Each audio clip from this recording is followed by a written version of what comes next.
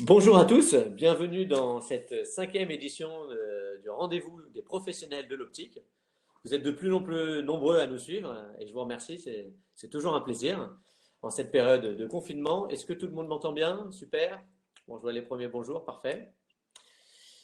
Super. Donc aujourd'hui, nous allons aborder plusieurs choses, plusieurs thématiques.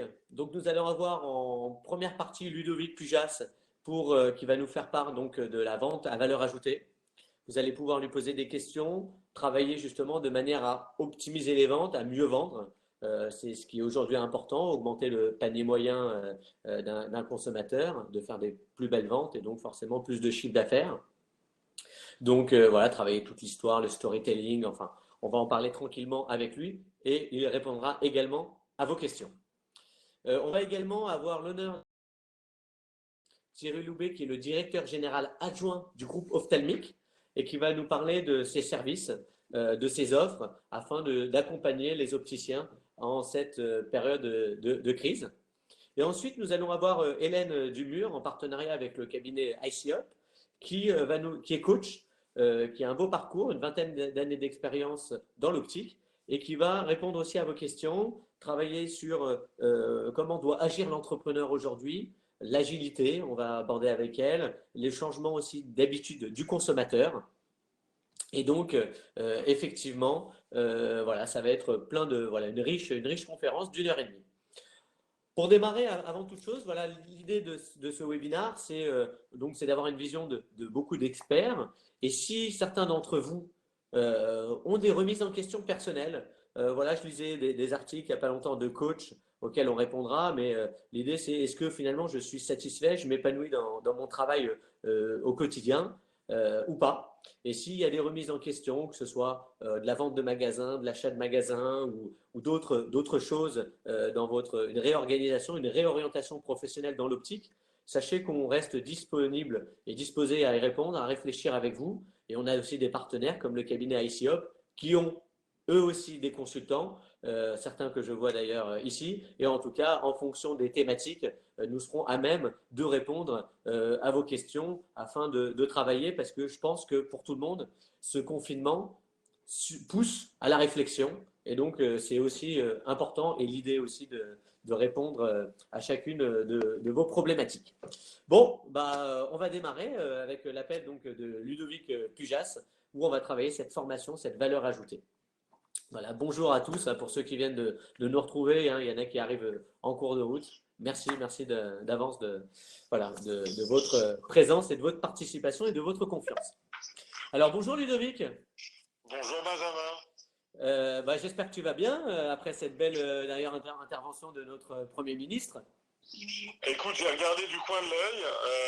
Je suis comme tout le monde. J'ai regardé déjà pour savoir si j'allais renvoyer mes enfants à l'école. Donc Ouais. voilà. Bon, Je suis fixé, je n'en sais toujours rien. En mais c'est ça, réalité. c'était Voilà. histoire de parler un petit peu. Peut-être que ça va poursuivre après le 11 mai, on n'en sait pas beaucoup plus. Mais bon, l'idée en tout cas, c'est de parler de notre secteur. Et donc, je crois qu'on avait donc parlé déjà de la valeur ajoutée la semaine dernière. Et là, on va Effectivement. réaborder un petit peu tout ça, répondre aux questions et aller un petit peu plus loin. Très bien. Alors, première chose, effectivement, pour recontextualiser le début de nos échanges, ce qu'on avait échangé hier, c'est que les opticiens se trouvent face à une double difficulté, puisque en plus de l'offre 100% santé qui est arrivée sur le marché de manière assez brutale et désagréable, effectivement, les opticiens ont dû faire face au confinement donc, et au fait de ne pas pouvoir ouvrir les magasins.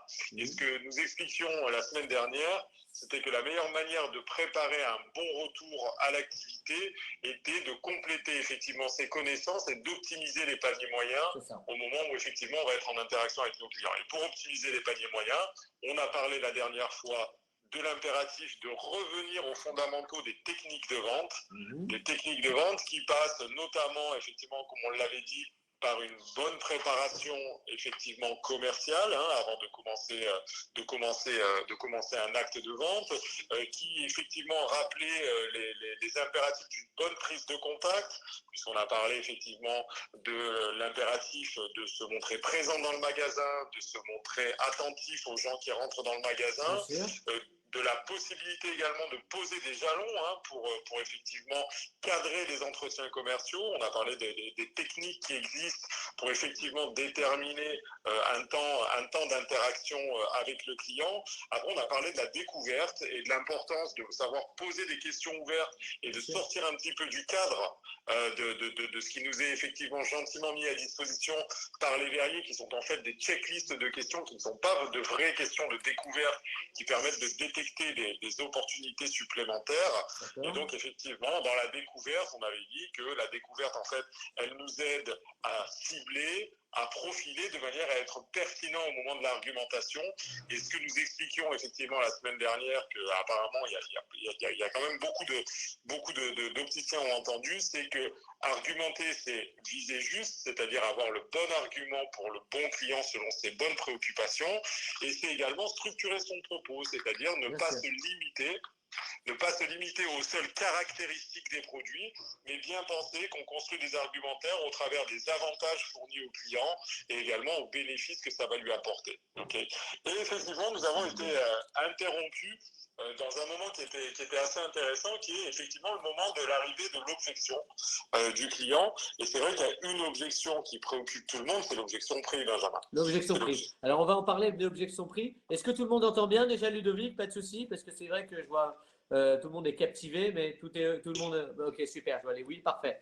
Alors, l'idée, c'est de toute façon, quoi qu'il arrive, Ludovic va parler. Et s'il y a des questions, etc., n'hésitez pas. On va aborder donc l'objection prix et plein de paramètres autour de la vente. Et donc, n'hésitez pas à interagir. Et au fur et à mesure, de manière, je trouverai les angles pour discuter et relever vos questions au fur et à mesure de l'intervention de Ludovic, qui, je le rappelle, est expert, a une quinzaine d'années d'expertise dans l'optique, qui a travaillé une dizaine d'années 13 ans chez Luxottica et qui maintenant fait du conseil et vous-même également, si vous voulez des formations d'ailleurs plus approfondies sur les techniques de vente, etc. Il a son cabinet et n'hésitera pas après à vous répondre et à vous proposer d'autres formations plus personnalisées, plus abouties. Ok, alors, donc l'idée, on revient sur l'objection du prix. Alors, je vais avoir besoin de ton aide, Benjamin, parce que j'ai une difficulté, moi, à me connecter. Alors là, pour le coup, c'est inversé. Je n'arrive pas à me connecter au webinaire, donc n'oublie pas de me lire les questions. Oui, bien sûr, c'est moi qui vais intervenir. Pas de souci. Okay. Donc, on en était effectivement à la 5e séquence, en fait, dans les étapes de la vente, qui est le traitement de l'objection prix. Alors, c'est vrai que c'est l'étape la moins agréable, c'est celle qu'on essaie souvent d'éviter, alors qu'en réalité, quand on évite de traiter les objections, eh bien forcément, on se met souvent en échec en termes de situation de vente. Qu'est-ce que tu entends juste par objection du prix? Alors, objection, en réalité, la définition littérale de l'objection, c'est tout ce qui va ralentir l'acte de vente. C'est le moment, en fait, où le client se montre pas d'accord avec ce que vous lui avez dit. Les freins à la vente, quoi, finalement. Exactement, les freins à la vente. Alors, les freins à la vente, il y a 4 grandes familles, pour tout te dire, Benjamin. Soit le problème, il vient du produit en lui-même, c'est-à-dire c'est pas beau, ça ne lui plaît pas ou ça ne lui convient pas. Soit, effectivement, ça va être le momentum, c'est-à-dire pour le moment, je ne peux pas me le fournir, ou alors je vais aller faire un tour, je vais faire un tour des magasins et je vais revenir vous voir. Le troisième point, c'est bien évidemment le c'est trop cher, en fait, dans les freins à la vente, et c'est de celui-là dont on a envie de parler. Et après, il existe une quatrième grande famille d'objections, qui est la relation client-fournisseur, c'est-à-dire que des fois, la vente ne se fera pas parce que, effectivement, la relation client-fournisseur, c'est-à-dire la relation utilisateur final opticien, peut ne pas être bonne. Alors bon, c'est assez rare, puisque vous avez cette grande qualité des opticiens d'avoir su ménager une image qui soit très positive, et vous avez une image quand même très positive auprès des clients, mais ça peut arriver. Alors moi, je l'ai expérimenté avec une petite, je le dis toujours avec un petit sourire, c'est vrai que j'ai dans ma carrière été confronté à des relations clients-fournisseurs qui n'étaient pas toujours des plus simples, et ça faisait partie des objections que je pouvais rencontrer. Mais pour en revenir effectivement à l'objection sur le prix, qui est quand même celle qui nous préoccupe le plus, parce qu'on est tous en train de s'inquiéter surtout avec les prix où aujourd'hui, depuis déjà 3-4 ans, on était passé à 150 € la monture, maintenant 100 €, donc effectivement c'est encore plus problématique que ça pouvait l'être il y a 5, 7, 8, 10 ans. Aussi. Exactement, parce qu'en réalité, le marché de l'optique, il a évolué progressivement. Alors, c'est vrai que ça fait un moment déjà qu'on parle d'un progressif déremboursement, en fait, par les mutuelles qui ont revu leur politique. Mais en réalité, effectivement, là, ça s'est accéléré. ça s'est accéléré parce que… Si je peux me permettre, les mutuelles n'ont pas revu leur politique. C'est l'État qui les a contraints avec des mécanismes et des réglementations à revoir leur politique aussi. Il y a eu effectivement la combinaison des deux en réalité, hein, la combinaison de la modification de la législation avec la modification malgré tout des politiques des mutuelles, parce qu'on a parlé des réseaux fermés, etc. Et ça, je ne veux pas appuyer là où ça fait mal, mais bon, ça existe quand même. Donc du coup, on s'est dit, bon sang, la prise des deux nous met dans une situation où le client va avoir une offre de prix accessible, entre guillemets, avec la fameuse offre 100% santé qui va être encore plus basse, et du coup, il va m'objecter de plus en plus souvent, en fait, le prix. Et c'est vrai que là, la situation du Covid vient augmenter notre inquiétude. Alors, à tort ou à raison, on en discutera après, sur le fait que les clients ne soient pas prêts à dépenser de l'argent sur leur lunette. Et pour répondre à Nathalie, effectivement, donc, comme on l'a dit, c'est avec l'idée, le principal frein, c'est souvent, en tout cas, pour une bonne partie des consommateurs, le niveau de remboursement et le reste à charge. Et justement, l'idée de cette formation et de cette discussion avec Ludovic, c'est comment aller chercher des arguments pour justement contourner et faire en sorte que le consommateur se laisse séduire. Voilà. Alors, pour répondre à Nathalie et pour effectivement éviter le frein, alors je ne sais pas si Nathalie était présente à la conférence d'avant, mais ce que j'explique dans mes formations, c'est que premièrement, en réalité,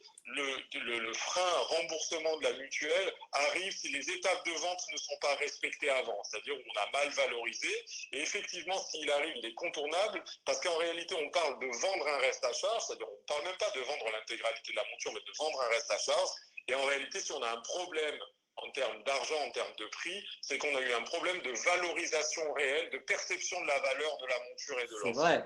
Et c'est là que vous êtes effectivement, certainement, il y a beaucoup à travailler pour qu'on puisse réapprendre à l'opticien à bien valoriser son offre dans sa globalité, en réalité. Parce qu'il y a un petit réflexe, qui est un mauvais réflexe, effectivement, optique. Effectivement, il y a un petit réflexe qui est très, très optique, c'est que, en réalité, quand on se dit c'est quoi mon produit, en fait, c'est la combinaison entre un verre et une monture. Alors qu'en réalité, ce n'est pas ça. C'est la combinaison entre un verre, une monture et un service également. Et c'est ça, en fait, qu'il va falloir savoir valoriser et le structurer dans des argumentaires, de manière à avoir des argumentaires qui soient solides et effectivement pouvoir contrer l'objection près en disant « Attendez, monsieur, vous avez vu ce que je vous propose, vous avez vu que la perception de la valeur soit un peu meilleure en réalité. » C'est ça, finalement, travailler sur les produits, l'origine aussi. On parle beaucoup d'OFG, par exemple, ou bien l'histoire de la marque. Enfin, on doit raconter aussi quelque chose qui justifie finalement un prix. Et que après, on est d'accord. Bien sûr. Alors, pour ce que dit Daniel, effectivement, c'est ce que j'expliquais, il va certainement, alors peut-être y avoir effectivement une préoccupation nouvelle sur le prix. Honnêtement, Daniel, je vais vous donner mon avis de manière très directe et très sincère. J'ai pas l'impression, parce que les gens sont tellement aux aguets pour pouvoir aller boire des coups et sortir au restaurant, que j'ai l'impression qu'on aura assez facilement la possibilité de justifier une dépense de santé et qui est aussi une dépense esthétique. Ça, c'est mon ressenti. Je ne suis pas très inquiet sur la manière des gens de dépenser. Par contre, on en discutera si tu veux, Benjamin, juste à la fin de mon intervention. C'est plutôt la manière dont les gens vont se rendre dans les magasins et la manière dont ils vont être traités dans les magasins. D'accord. Okay. Donc, pour répondre à Nathalie, le niveau social de la clientèle, ça joue aussi. Justement, encore faut-il être capable de l'identifier. Bien évidemment qu'il y aura toujours les CMU, Nathalie. Et les gens qui veulent l'offre 100% santé. Et aussi, exactement, et ça se transférera effectivement là. Mais par contre, pour les autres, qui restent quand même majoritaires, il va falloir être bon si l'objection, effectivement, du traitement du prix, du prix et d'un point de vue général, arrive. Ce qu'il faut que vous disiez… Si je peux me permettre pour aller dans ton sens, c'est-à-dire qu'il y en a toujours, effectivement, qui veulent comme un peu un sac, par exemple. Il y en a toujours qui veulent leur sac à 50 euros ou 30 euros au marché. Et il y en a d'autres qui veulent s'acheter un bon sac Gucci ou d'une grande marque à 800, 1000 ou 1500 euros. Donc après, effectivement, c'est chacun aussi selon ses bourses et selon finalement ses attentes et ce qu'il a envie de s'offrir comme produit finalement. Non ? Ce qu'il ne faudrait pas, pour reprendre ton exemple, Benjamin, ce serait de rentrer dans un magasin Gucci et de trouver que c'est trop cher. Parce que ça voudrait dire que Gucci n'aura pas su nous faire percevoir la bonne valeur du produit. En réalité, c'est exactement la même chose. C'est exactement la même chose. Vous êtes en capacité, et le client est en capacité de, effectivement, se fournir quelque chose de qualité, parce que vous aurez su lui faire percevoir la valeur. Pour éviter de parler des marques de lunettes, alors même si celle-là, c'en est une aussi, et elle est très bien, vous savez que la marque de luxe la plus connue au monde, c'est Porsche. Ok, D'accord. dans les statistiquement, et dans les études, la marque de luxe la plus connue au monde, c'est Porsche. C'est pour ça que je vais prendre l'exemple de Porsche. Quand vous allez chez un concessionnaire Porsche, qu'on vous détaille toute la voiture, que Porsche a fait comprendre depuis des années, effectivement, quelle était la valeur de son produit, même si c'est très cher, vous n'allez pas vous dire au moment où, effectivement, on va vous dire c'est 170 000 euros la Porsche, à aucun moment vous allez dire ah c'est cher. Ah oui, Ah ben non, oui, c'est ça. On non, sait oui, pourquoi on vient on sait finalement. pourquoi. Et en réalité, tout le combat commercial, et c'est ce que je propose dans les formations, c'est d'apprendre à expliquer aux gens pourquoi c'est cher et de ne surtout pas vulgariser le produit. Et en Bien sûr. réalité, l'objection prix, c'est un problème de manque d'information à chaque fois. C'est la définition commerciale de l'objection, c'est qu'il manque une information au client en réalité. D'accord. Il manque une information qui lui permet de bien percevoir la valeur. L'argumentaire, c'est tout se passe dans l'argumentaire. Exactement. Et ça vient dans l'argumentaire. Donc effectivement, traiter une objection, c'est déjà l'identifier, la détecter, la classifier, en fait, à quelle famille elle appartient. Et en fait, la technique de traitement de l'objection, ce sera par un système de questions qui existe, de faire préciser, de creuser, d'aller à la recherche, en fait, de ce qui manque comme info au client. Parce qu'honnêtement, il y a des fois où on se lance même, nous, opticiens, dans des explications où le client ne comprend plus rien en réalité. Donc il y a aussi la quantité d'informations et la pertinence du propos pour que la perception de la valeur soit bonne. Et la perception de la valeur, je suis désolé de vous le dire, et je suis désolé s'il y a des verriers qui sont connectés, elle n'est pas que technique. La perception de la valeur. Elle est historique dans le contenu des marques et surtout, elle est de service dans ce que vous êtes capable d'apporter. Donc effectivement, il y a des astuces après pour contourner l'offre de l'objection sur le prix, notamment, je vous donne un exemple comme ça qu'on détaille dans les formations, mais imaginez un équipement à 450 euros, d'accord, qui est le prix moyen, sur 2 ans, quand vous ramenez ça à des mensualités, ben c'est l'équivalent de 18,75 euros. Il a raison. Il a tout... C'est le prix. Oui, sur 2 ans, tu as tout à fait raison. Et, Exactement. et si je peux me permettre aussi, il ne faut pas rappeler aussi aux consommateurs que c'est 18,75 par mois, mais si tu divises par 30 jours, ça fait moins d'1 € par jour quand il achète sa baguette tous les jours. Donc ça lui coûte finalement 60 ou 70 centimes par jour pendant 2 ans pour un produit qui va le porter tous les jours sur le bout de son nez, finalement. Exactement, c'est le prix d'un abonnement Netflix. Eh oui. C'est le prix d'un abonnement Netflix, effectivement. Oui. Et comme dit Diane, je vous ai dit 450 euros et elle a raison de le mentionner, je n'ai pas enlevé le remboursement mutuel. Oui, c'est ça. Donc, enlève 300 € en moyenne, enlève 250, 300 € et ça fait encore la moitié. Donc, en fait, ça fait 10 € par mois, quoi. Avec le cabinet ce qu'on fait et ce qu'on transmet, c'est la manière dont vous allez pouvoir vulgariser la chose pour lui faire comprendre au client monsieur le client, c'est pas grave en fait le prix.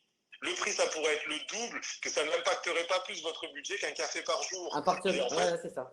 Il y a une manière de le dire, alors chacun son style, ou alors un rack à 450 €, comme dirait Patrice, et je vous le souhaite. Mais effectivement, l'idée, c'est de dire effectivement au client de savoir en fait neutraliser l'objection prix. Il y a plusieurs techniques, hein, mais celle-là, effectivement, de la mensualisation, c'est une des plus connues, et de lui amener ça gentiment, chacun dans son style, hein, puisque ce qu'on explique pendant les formations, c'est qu'il y a des vendeurs, il y a des chasseurs, il y a plein de profils différents d'interaction commerciale, mais chacun est capable de le faire. Chacun est capable de le faire. Intéressant. Ok. D'accord. Bon.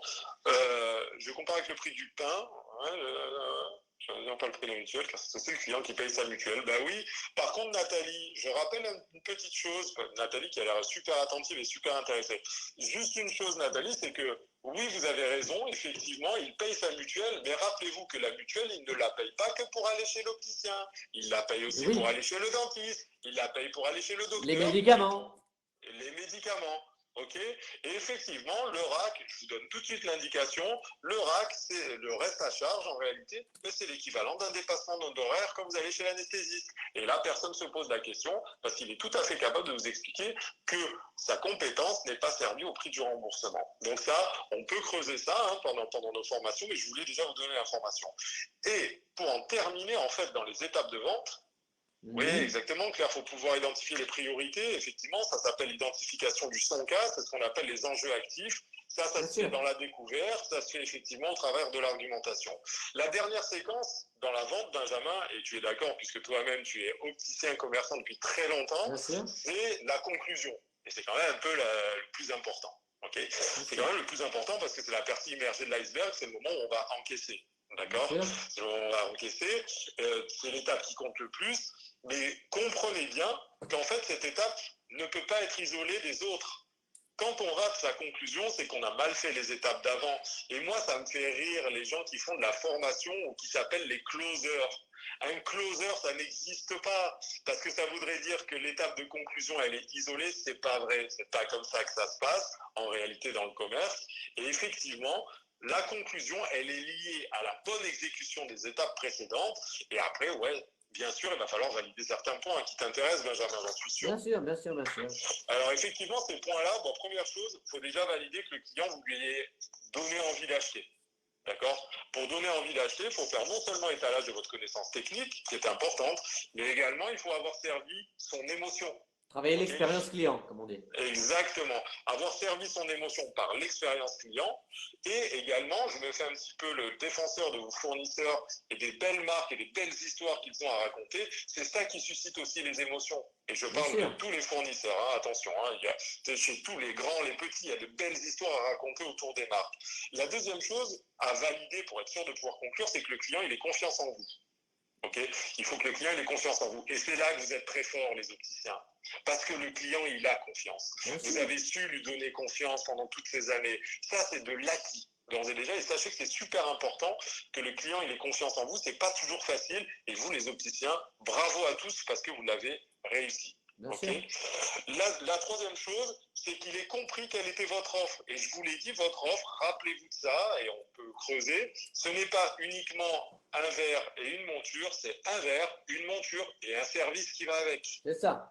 Un service qui va avec. Et oui, par rapport, quand on compare, effectivement, on va en parler, je pense, du service, parce que quand on compare par rapport à du low cost, et d'ailleurs, j'ai donné une intervention, j'ai mis un post il y a quelques mois par rapport à cela. Après, le service pour rebondir, je comparais également par rapport à une enseigne hyper low cost qui prétend proposer les mêmes services qu'un opticien, une bonne partie des opticiens indépendants ou franchisés qui sont ici présents. Et c'est vrai que c'est un peu comme un hôtel. Vous avez la catégorie relais château et la catégorie hôtel Formule 1. Finalement, dans les deux cas, vous avez un oreiller, un lit et une couverture pour dormir. Mais est-ce que derrière, vous avez le même service?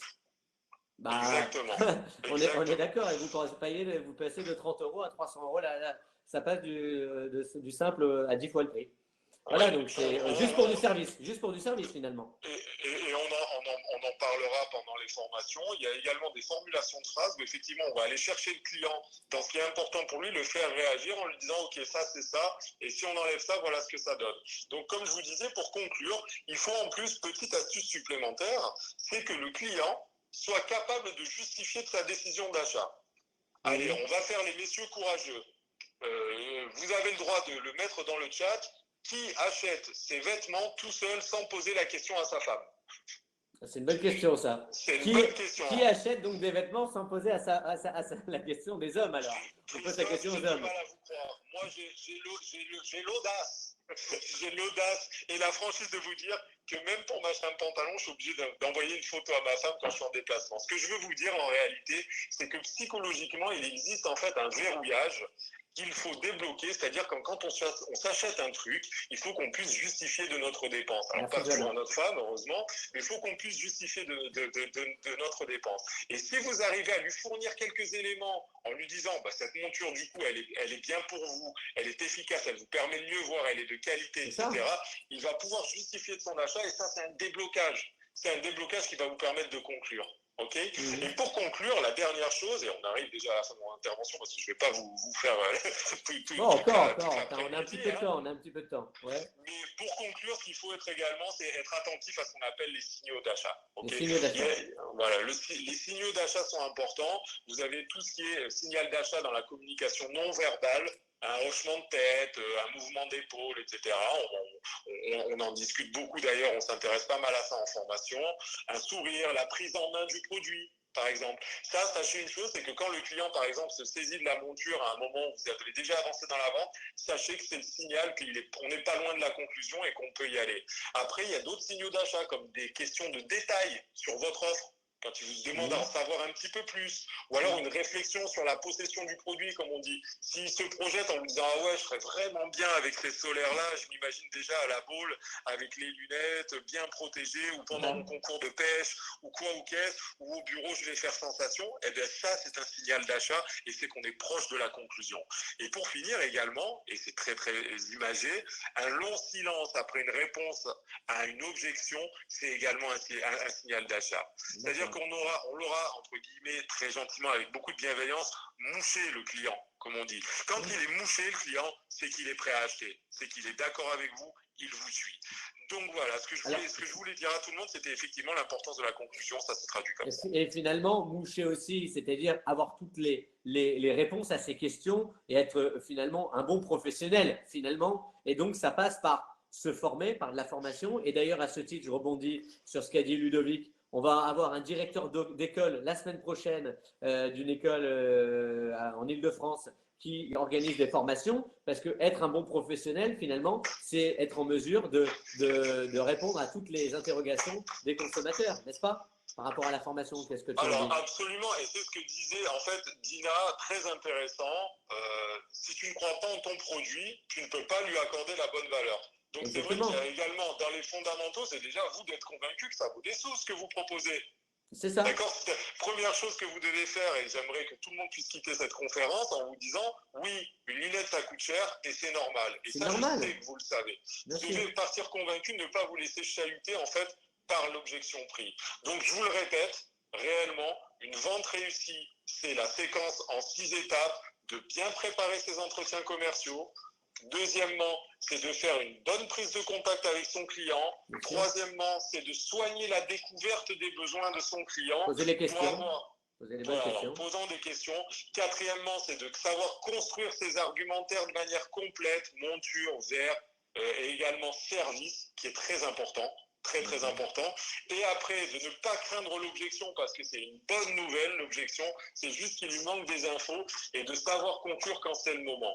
Pour vous aider à tout ça, et Benjamin, je te remercie infiniment de me donner la parole. Simplement, pour vous aider à tout ça, nous, ce qu'on a fait avec EOS Conseil, c'est qu'on a créé des formations à distance. Okay, c'est-à-dire qu'on est capable de vous former à ces éléments-là à distance, c'est-à-dire par visioconférence.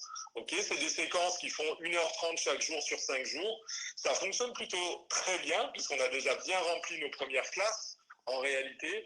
Et bien évidemment, on le fait à un tarif avantageux pour respecter effectivement le positionnement de votre réseau. Mais sachez que le tarif avantageux n'y est pour rien, puisque vous devez également savoir, et Benjamin, vous en j'allais rebondir dessus justement. Voilà, Benjamin, je te laisse la parole. Bah, en fait, voilà, donc, pour reprendre Ludovic, donc, il organise donc, 5 en 5 étapes, 5 fois 1h30, donc sur toute la semaine prochaine, par exemple, si vous le souhaitez. Vous pouvez même constituer des petits groupes d'ailleurs ou nous solliciter afin qu'on vous aide à en organiser une. On va faire des cas pratiques, etc., etc. Aller vraiment dans le dur, dans le sujet avec des arguments, avec plein d'astuces. Et donc en plus, je ne sais pas si vous savez, mais vous avez un dispositif d'État d'aide à la formation qui couvre jusqu'à 1 500 €. Donc en soi, vous pouvez justement l'utiliser et donc ça peut être intégralement pris en charge, votre formation, tout simplement. C'est ça, hein? Donc, c'est exactement ça. Et sachez une chose, c'est que les 1 500 € viennent en addition ce qu'on appelle le CIF, d'accord, le compte individuel de formation. C'est donc 1 500 € par personne. Et c'est super simple à débloquer. Il suffit qu'une société comme la mienne fasse effectivement ce qu'on appelle une convention de formation où nominativement le collaborateur apparaît. Vous envoyez ça à la directe et la directe débloque 1 500 € de manière quasiment instantanée. Ok, je rebondis juste, voilà. Bon, bah c'est bon, merci Ludovic. Merci à toi, et voilà. Merci à toi. Merci, à bientôt. À bientôt. Au revoir. Alors, pour répondre aux questions avant de passer à la deuxième intervention, je réponds dans l'ordre. Alors, il y a Marc qui demande effectivement si les clients vont revenir en magasin. N'ayez pas peur, aujourd'hui, les consommateurs, moi j'anticipe bien entendu un retour assez massif en magasin. Il faudra bien entendu être bien disposé et mettre toutes les conditions adéquates en magasin. Mais oui, les clients vont revenir. Oui, les clients ont besoin, bien entendu, d'avoir les lunettes bien adaptées à leur correction, à leur vue. Et donc, ça, il n'y a pas de souci. Par contre, anticiper dès à présent la réouverture de vos magasins, ça, on est là pour ça.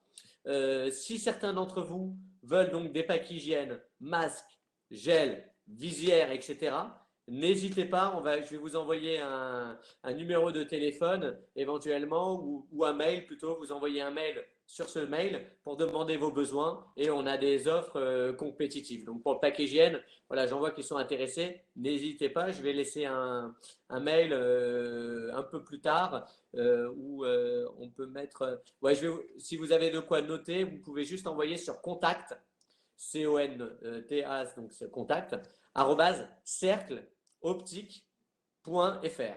Contact arrobase cercleoptique.fr. Vous nous dites, voilà, vous voulez des masques, des gels, des visières, etc. La quantité, vous recevrez une proposition. On a été se rapprocher de partenaires afin de vous permettre de réouvrir vos magasins dans les meilleures dispositions. Donc voilà, donc ça j'ai répondu à Marc. Et par rapport à Diane qui demande pour les rendez-vous, pour l'agenda partagé, pour organiser des formations, n'hésitez pas à m'écrire sur LinkedIn par exemple, ou bien d'envoyer un mail également sur contact@cercleoptique.fr. Et si on est à 7-8, on organisera une formation collective avec Ludovic Pujas que vous venez d'avoir en intervenant. Donc, sans plus tarder, sachant que j'ai répondu à pas mal de questions, on va passer à la suite. Donc, ça va être Thierry Loubet. Il y a plusieurs questions d'ailleurs qui lui ont déjà été posées. Donc, Thierry Loubet, qui pour ceux qui viennent de rejoindre, parce que j'en ai vu de nombreux inscrits encore, et vous êtes de plus en plus nombreux, et merci, c'est toujours un plaisir de vous avoir. Et donc, Thierry Loubet, qui est le directeur général adjoint du groupe Ophthalmique. Bonjour Thierry. Bonjour Benjamin. Comment vas-tu? Très très bien, très très bien. Donc voilà, alors l'idée c'est de voir un petit peu votre analyse, votre retour par rapport à Ophthalmique, quel est votre son de cloche et également quels sont les services que vous pouvez proposer aux opticiens aujourd'hui pendant le confinement et après afin d'accompagner tout simplement les opticiens qui nous écoutent aujourd'hui. Merci déjà Benjamin, bonjour à tous, de me donner cette opportunité de m'adresser à des opticiens. Nous, Ophthalmique, on essaie d'abord on est solidaires et main dans la main avec les opticiens parce que c'est une période où les difficultés des uns sont celles aussi des autres. Je pense qu'on ne peut pas se positionner face à face en opposition, plutôt côte à côte. En tout cas, c'est ma vision des choses, c'est notre vision de l'ophtalmique. Alors concrètement, qu'est-ce qu'on fait? Tu m'as demandé ce qu'on faisait, Benjamin. C'est ça. Déjà, première chose, on a, à la demande du livreur d'opticien, mis en place un système de livraison à domicile. D'accord, oui, ça, on en a beaucoup entendu parler. À domicile des porteurs de lentilles. Ça, c'est pour la partie lentilles. Parce que on a considéré, c'est les opticiens qui nous l'ont demandé, nous on est fermé et finalement on n'a pas envie de voir partir nos clients sur les sites internet, les pure players, c'est ce qui nous a été dit. Donc on a mis ça en place. Donc ça fonctionne aujourd'hui, c'est quelque chose qui est en place. Il y a une question qui avait été posée d'ailleurs en tout début de conférence, c'est par rapport à Ophthalmique par Léo. Qui nous dit pour Ophthalmique, quid du respect de la RGPD lors de la livraison en direct des clients. D'ailleurs, on en avait parlé également et cette question revient sur le chat aujourd'hui. Très bien. Bonjour Léo. Écoutez Léo, nous on a aussi un RGPD officer chez nous, bien évidemment, et ce qui constate, il a pris conseil et il constate qu'en fait en mettant en place un serveur spécifique avec un épurement systématique des données afin de ne pas pouvoir les exploiter, il n'y a pas de problématique de livraison pour le livreur, en tout cas sur une commande que vous Léo nous faites à nous Ophthalmique, que plutôt que vous livrez en magasin, à votre demande on livre le domicile de la personne. Voilà. Donc pas de souci clair là-dessus. Oui. Pas de souci, oui, je pense évidemment que vous avez bien entendu pris vos dispositions, mais c'est vrai que c'est une question tout à fait légitime et qui est d'ailleurs ressortie la semaine dernière avec Olivia du groupe Alcon. Très bien. Bon, qu'est-ce qu'elle vous a dit, Olivia alors? Justement, ils étaient un peu dubitatifs et par rapport à cela, mais après je vous laisserai directement, chacun donne effectivement son avis. Et en tout cas, de toute façon, je prends prise toutes ces dispositions. D'accord, Benjamin, ça marche. Donc, alors, il y a autre chose, si je peux me permettre, tu m'as posé la question. Donc, il y a ça, et ce sujet, si vous voulez, on peut le creuser s'il y a d'autres questions du groupe. clairement, on a autour de 200 commandes jour qui sont envoyées directement au domicile des porteurs. Ça fonctionne vraiment très bien. Je reviens s'il y a des questions là-dessus. Et l'autre chose que l'on fait, c'est vrai, là on ressemble un peu à vous, Cercle Optique, on fait des webinars. Alors, on a mis en place celui de ce matin qui était un très gros succès avec. Écoute, je ne t'invite pas, Thierry, pour faire la pub de tes webinars, sachant qu'on est en même temps les précurseurs en ayant organisé depuis un mois et demi. Hein? Tu sais, au contraire, si je plaisante. Ça fait au contraire de la pub pour le concept. Et nous, humainement, humblement, excuse-moi, on reconnaît que vous avez été premier à faire ça. Je crois dans l'optique, avant même les grands verriers, je crois que c'est vous. Et si je peux aussi me permettre, j'ai l'impression qu'on est les premiers côté industriel. Mais bon, comme je ne veux pas faire d'erreur, je dis peut-être, alors conditionnel. Voilà, c'est les choses qu'on fait, puis il y en aura d'autres. Il y en aura d'autres, je ne donne pas les dates pour ne pas faire de pub comme ça. Effectivement. Bon, de toute façon, il y a le confinement et les opticiens, l'idée en tout cas de ces webinaires qui sont développés depuis plus d'un mois, c'est surtout d'anticiper, de travailler sur la reprise. Je rappelle à tous ceux qui nous écoutent que ces webinaires sont ouverts à tous les professionnels de l'optique. Alors, il y en a qui m'ont interpellé sur les réseaux qui me disent « Mais pourquoi pas que vos adhérents ?» Ou bien certains m'ont dit « Mais est-ce que je peux me connecter alors que je ne suis pas adhérent ?» Ou bien « Je suis franchisé ?» L'idée, c'est que notre filière, je pense, dans ce temps de crise historique inédite, c'est l'heure du rassemblement et de l'unité. Et c'est pour ça qu'on a décidé de discuter. C'est toujours un plaisir d'échanger avec vous et d'échanger également avec des partenaires et des consultants et des gens avec qui on ne travaille pas forcément également, qui m'ont sollicité pour intervenir, parce que je pense que tout le monde a le droit à la parole. Et donc, c'est ça l'idée de ce webinaire, c'est d'ouvrir vraiment la parole et l'échange à toute la profession. Voilà, donc par rapport à cette parenthèse, mais je rebondis sur la question qui vous intéresse et qui m'intéresse également, c'est qu'est-ce qu'Ophtalmique prévoit, donc après le 11 mai, du 11 mai, voilà, pendant les prochaines semaines, pour les opticiens, pour les accompagner à tous niveaux. Est-ce qu'il y a des dispositifs spéciaux ou quoi? Alors écoute, nous, la réflexion qu'on se fait, c'est que déjà, il va falloir s'assurer que les opticiens auront le temps matériel et le souhait de recevoir bien sûr nos équipes. Comme tu le sais, il y a des liens parfois amicaux qui se tissent entre nos délégués et les opticiens, comme les médecins, parce qu'on dit que les ophtalmologistes aussi. Et nous, ça va être réellement chamboulé dans les premiers temps. Donc, je crois qu'il y a eu une réunion, un webinaire de la FFOLC des AOF tout à l'heure au sujet des lentilles. Le petit paragraphe qui a été à l'attention des délégués médicaux, effectivement, avant septembre, voilà, selon les interlocuteurs, il semblait que ça allait être difficile. Donc, évidemment que nous, beaucoup de choses ont changé dans l'approche. Mais on veut être le plus à l'écoute possible. Donc, ceux qui accepteront de nous rencontrer, on ira les voir. Oui, après, mais concrètement, la question sur les masques, etc., le matériel. Alors non, ça peut être du matériel, mais ça peut être du matériel, mais je sais pas. Après, c'est une discussion collective de manière à avancer. Est-ce que j'ai certains fournisseurs montures qui prévoient avec lesquels je travaille sur différents dispositifs.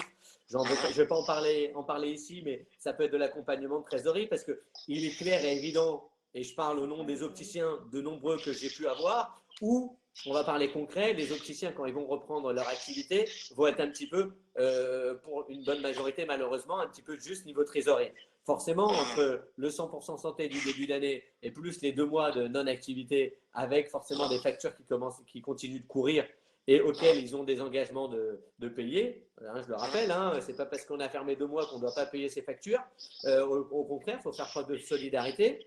Mais maintenant, effectivement, ils vont ouvrir le 11 mai avec une trésorerie très tendue. Par exemple, est-ce que Ophtalmique prévoit quelque chose d'exceptionnel, quelque chose de solidaire en ce sens, ou autre? Voilà, c'était vraiment ça, ces questions par rapport à la reprise, qui va être compliquée pour les opticiens. Je ferai une blague en te disant qu'est-ce qu'elle t'a dit, Olivia? C'est une blague. Non, mais c'est une idée, mais c'est des choses. Non, blague à part. Blague à part, écoute. Moi, je trouve que, bon, alors déjà, je préviens nos amis opticiens qui sont présents, qu'on a eu l'échange en off avec Benjamin à ce sujet. J'ai compté, ça a pris 1h15 la conversation sur le crédit. Donc le mieux, c'est qu'on la refasse pas ici. Ça peut être un peu. Non, non, non, non, non, mais allons à l'essentiel. C'est une blague, il faut mettre un peu d'humour. Non, bon, très concrètement, aujourd'hui, tu me demandes ce qu'on fait pour accompagner. Nous, ce ne sera pas la planche à billets ou les choses de cet ordre. Et d'ailleurs, tu sais, on parle de solidarité quand on dit être main dans la main. Bien sûr. Et à un moment donné, je crois que ça s'est mal goupillé, le début. Pour que cette crise elle se fasse dans la concorde, dans la solidarité, qu'on se tire tous du même côté. C'est pour ça que moi je mets en place ce que je mets en place actuellement, pour ressouder un petit peu. Parce qu'au début, c'est parti sur des bases de grandes guéguerres, sur la base des paiements. Première, les centrales les uns les autres qui demandent action virulente de l'autre camp. Enfin, on parlait d'une colline à une autre. Alors, je trouve que c'est complètement fou. Aujourd'hui, il y a une visibilité très moyenne sur le sujet. Bon, on en parlait avec Nicolas Bouzou tout à l'heure. C'est très, très, très incertain ce qui peut se passer. Le conseil qui donne, c'est attention, il peut y avoir une deuxième vague. Et préparez tout comme si en septembre, il y allait avoir une deuxième vague. Alors, c'est bien beau de dire ça. Et s'il y en a une deuxième, moi, je vais peut-être mourir, etc. en tant qu'opticien. Bon, en tout cas, il faut être très prudent, s'y préparer. Donc, en l'absence totale de visibilité, nous, très très concrètement, on ne prend pas le rôle des pouvoirs publics, on ne prend pas le rôle du médiateur du crédit, etc. Nous, on reste à notre place. Après, il en va de même pour l'équipement des opticiens. Aujourd'hui, sur l'équipement des opticiens, il y a un grand flou qualitatif, un grand flou de disponibilité. On essaye de maîtriser ce qu'on fait. On travaille à la fois sur les verres. On sait qu'on a ouvert notre lab en France il y a quelques mois. Et puis, bien sûr, Contacto, historiquement aussi. Donc, nous, la Contacto, ça nous apporte aussi une vigilance en termes de réglementation, de réglementaire. Tout ce qui va être estampillé ophtalmique ou apporté par ophtalmique, on se doit que ce soit... disons que ça passe au crible de certaines normes. Les masques aujourd'hui, c'est le Far West, quoi. C'est le Far West. Les enseignes en ont acheté plusieurs centaines de milliers, et que je sache, tout n'a pas été livré. Donc, si vous voulez partir sur on va raser gratis, on va faire ci, on va faire ça, faut faire très très très attention. Nous, on va être prudent par rapport à ça. Bon, c'est vrai que par rapport, pour rebondir, il y a deux choses effectivement qui ressortaient par rapport à nos auditeurs. Pour les masques, pour tout ça, en tout cas, nous, on a des stocks et donc n'hésitez pas à nous écrire, je rappelle, sur contact@cercleoptique.fr parce que l'hygiène sera forcément de rigueur pour l'ouverture. Mais pour rebondir par rapport à Ophthalmique et ce qui intéresse à mon avis les auditeurs, c'est qu'également on avait parlé de quelque chose de très intéressant, c'est par rapport à Internet, parce que de nombreux consommateurs aujourd'hui achètent sur Internet leurs lentilles, on le sait, et donc c'est vrai que Ophthalmique aujourd'hui a quand même une vraie force dans la mesure où vous avez un contrôle sur vos prix qui fait qu'un opticien peut quand même marcher convenablement tout en étant plus compétitif que des lentilles qui se trouvent sur Internet, sans parler de prix ou quoi, parce qu'il y a de tout qui nous écoutent, mais c'est vrai que c'est une des forces d'Ophthalmique, je crois. Alors, c'est vrai, on ne peut pas avoir que des points forts. On a tous nos points forts comme nos faiblesses. Et je pense que l'humilité, la moindre des humilités, c'est de le reconnaître. Toutefois, on essaie d'avoir une forme de cohérence. Alors, c'est-à-dire, quand on dit accompagner les opticiens, on va essayer de faire ce que nous, en tant que professionnels de la vue, on va pouvoir faire. Voilà, on ne va pas trop sortir de notre domaine, on ne va pas se transformer ni en banquier, ni en fabricant de textiles ou autre. Mais sur notre domaine, on essaie d'être cohérent, à savoir, la difficulté face à, par exemple, de la défidélisation de vos clients, qui, par exemple, dans une crise comme celle-là, se tourneraient vers des pure players pour les lentilles ou vers d'autres fournisseurs, je ne sais pas. Donc, ça, c'est vrai que c'est une inquiétude que certains m'ont donnée. Nous, il faut savoir qu'on ne peut pas faire de favoritisme d'un côté comme de l'autre. Vous savez qu'il y a des lois qui sont extrêmement rigoureuses par rapport à ça. Ça, c'est quand même important de le commencer par ce préalable-là, ce préambule-là. Toutefois, quand on vend des verres et qu'on fait des lentilles, on a quand même tout intérêt à avoir comme meilleur ami les opticiens. Si on n'est pas bon, dans ce qu'on fait en contacto, il sera difficile de convaincre sur la partie vert. Donc on a décidé, il y a bien longtemps déjà, d'être réellement à vos côtés. Alors à vos côtés, ça veut dire quoi? Ça veut dire quelqu'un qui va être en mesure de nous aider, de contribuer par les moyens qui sont à sa disposition, dans l'influence qu'il peut avoir sur certains médecins, ou bien qu'il soit dans une zone de désert médical et qu'il a des délégations. En tout cas, il a la possibilité de nous créer des porteurs sur nos lentilles, en restant dans les clous, ça va se dire. Et dans ce cas-là, nous, on aura toute la possibilité de développer un contrat très avantageux pour lui. Et là, effectivement, nous, on considère qu'un opticien, par contre, dans nos contrats, on va relativement loin. C'est-à-dire qu'on va être exigeant. Là, je parle des produits à marque ophtalmique, pour être bien clair, puisqu'on a notre activité de distribution. Là, je suis sur la marque ophtalmique et anti-marque ophtalmique. Quand quelqu'un, un opticien, nous dit, moi, par rapport à ma configuration de point de vente, je suis en mesure de vous apporter de nouveaux porteurs à vos lentilles. Parce que Ofta, parce que, etc. Bon, ok. Je fais de l'adaptation parce que les Ofta autour, ils tolèrent ça et c'est une forme de délégation, etc. Nous, on dit, écoute, ça c'est ton problème. Mais si toi, tu es en mesure de faire ça et que tu t'engages à jouer ton rôle de professionnel de santé jusqu'au bout, c'est-à-dire que tu vas donner les conseils de manipulation, d'hygiène. Et ça, c'est avant même le Covid, puisque nos contrats, ils sont de début d'année. Hein, on n'a pas attendu le Covid pour ça. Mais vraiment, il faut toujours se souvenir que la contacto, c'est pas n'importe quoi. Il faut bien rappeler qu'il faut entretenir ses lentilles, etc. Donc ça, c'est marqué carrément dans nos contrats, c'est stipulé. Et si tout ça est respecté, puis on ne s'interdit pas d'ailleurs de faire des contrôles, alors c'est sûr qu'après, derrière, quand à la fois on crée des nouveaux porteurs à la marque ophtalmique et qu'on respecte ses engagements de professionnels de la santé, alors là, c'est sûr qu'on a beaucoup à gagner, y compris en image. Alors, ça, il vaut mieux en parler après avec nos délégués. Alors, tu vois, ça rebondit exactement comme quoi finalement tout est un cercle et tout se recoupe. C'est exactement ce qu'on parlait avec Ludovic, c'est finalement être un bon professionnel de santé. On parlait de verre et de valeur ajoutée, mais dans la contactologie également, être un bon professionnel, apporter du service, apporter du conseil qui va justement valoriser le produit et permettre aux consommateurs de se rapprocher en magasin. Finalement. Oui, après, bien sûr, et après, ça c'est une réalité. Après, les opticiens qui nous écoutent, ils doivent dire, bon, ouais, c'est bon à savoir, ouais, ok, mais la question, c'est souvent, c'est le comment. Moi, j'ai coutume de dire qu'entre ignorer et savoir, la distance est la même qu'entre savoir et agir. C'est-à-dire qu'on pense qu'en fait, une fois que j'ai l'info, ouais, il faut que je sois professionnel de santé, ben, super, maintenant que je sais que c'est majeur comme truc, j'ai gagné. Non, c'est aussi dur.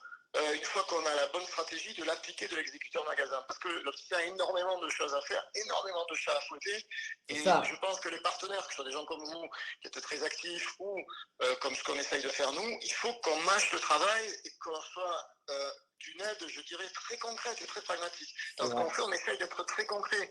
Parce que si on a une super idée qui est brillantissime, mais qui sort d'un bureau et qui n'est pas possible à vendre, ne serait-ce qu'aux salariés, vous m'avez proposé quelque chose de très pertinent, mais mes salariés, le temps que je leur explique ça, qu'ils intègrent, qu'ils acceptent de faire les gestes que vous proposez, ça ne marchera pas. Donc, je suis toujours très, très vigilant à ce qu'on intègre la faisabilité de l'exécution de ce qu'on propose. Effectivement, tu as tout à fait raison. Tu as tout à fait raison. En amont, analyser les problématiques du marché, les problématiques des opticiens et finalement pouvoir y répondre avec pragmatisme et humilité. Oui, c'est un bon résumé. Je donnerai un dernier exemple pour être très concret, parce que je pense que c'est ce qui intéresse les opticiens qui nous écoutent, c'est-à-dire d'avoir du concret, du concret, du concret. Nous, on a un programme d'accompagnement. Par exemple, quand vous choisissez un verrier, bon, bah, évidemment que c'est la qualité des verres, c'est que les produits soient de qualité. Les prix, bien sûr, s'il n'y a pas les prix, ça ne sert à rien. Le service, si vous ne faites pas les tourages, si vous ne faites pas, etc., etc. Évidemment, il y a les... Et le délégué, n'oublions pas le délégué, s'il n'y a pas quelqu'un qui est présent, qui est à l'écoute, qui est réactif, on va dire que ça, c'est les 4 piliers. Sauf qu'aujourd'hui, pour moi, il y en a un 5e, mais bon, c'est pas quelque chose qu'on a inventé. Il y a des bien plus gros que nous qui ont pensé depuis bien plus longtemps.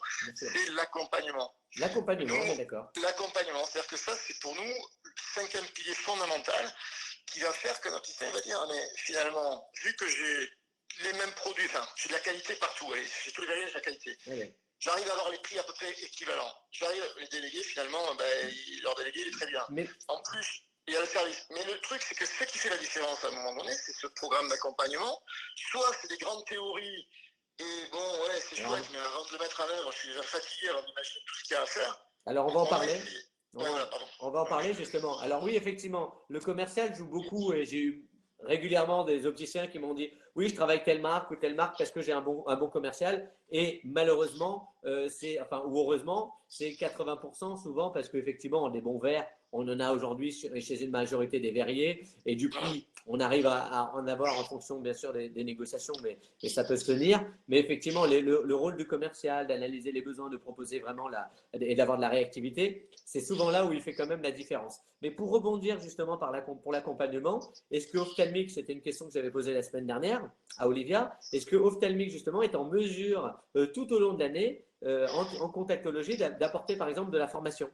Ah oui, oui, oui, non, mais Alors, si tu veux, sur l'accompagnement, je considère que là, tu es dans notre domaine, tu es dans notre d'accord, métier. C'est-à-dire que nous, une fois que c'est exactement ce que je disais tout à l'heure, je garde cette politique qui consiste à dire, si c'est facile à faire, ça fait du sens. Si c'est compliqué, on passe à autre chose, on n'a pas le temps. Donc nous, on cherche à avoir une approche d'accompagnement en verre et en contacto. Bon, concret, c'est quoi?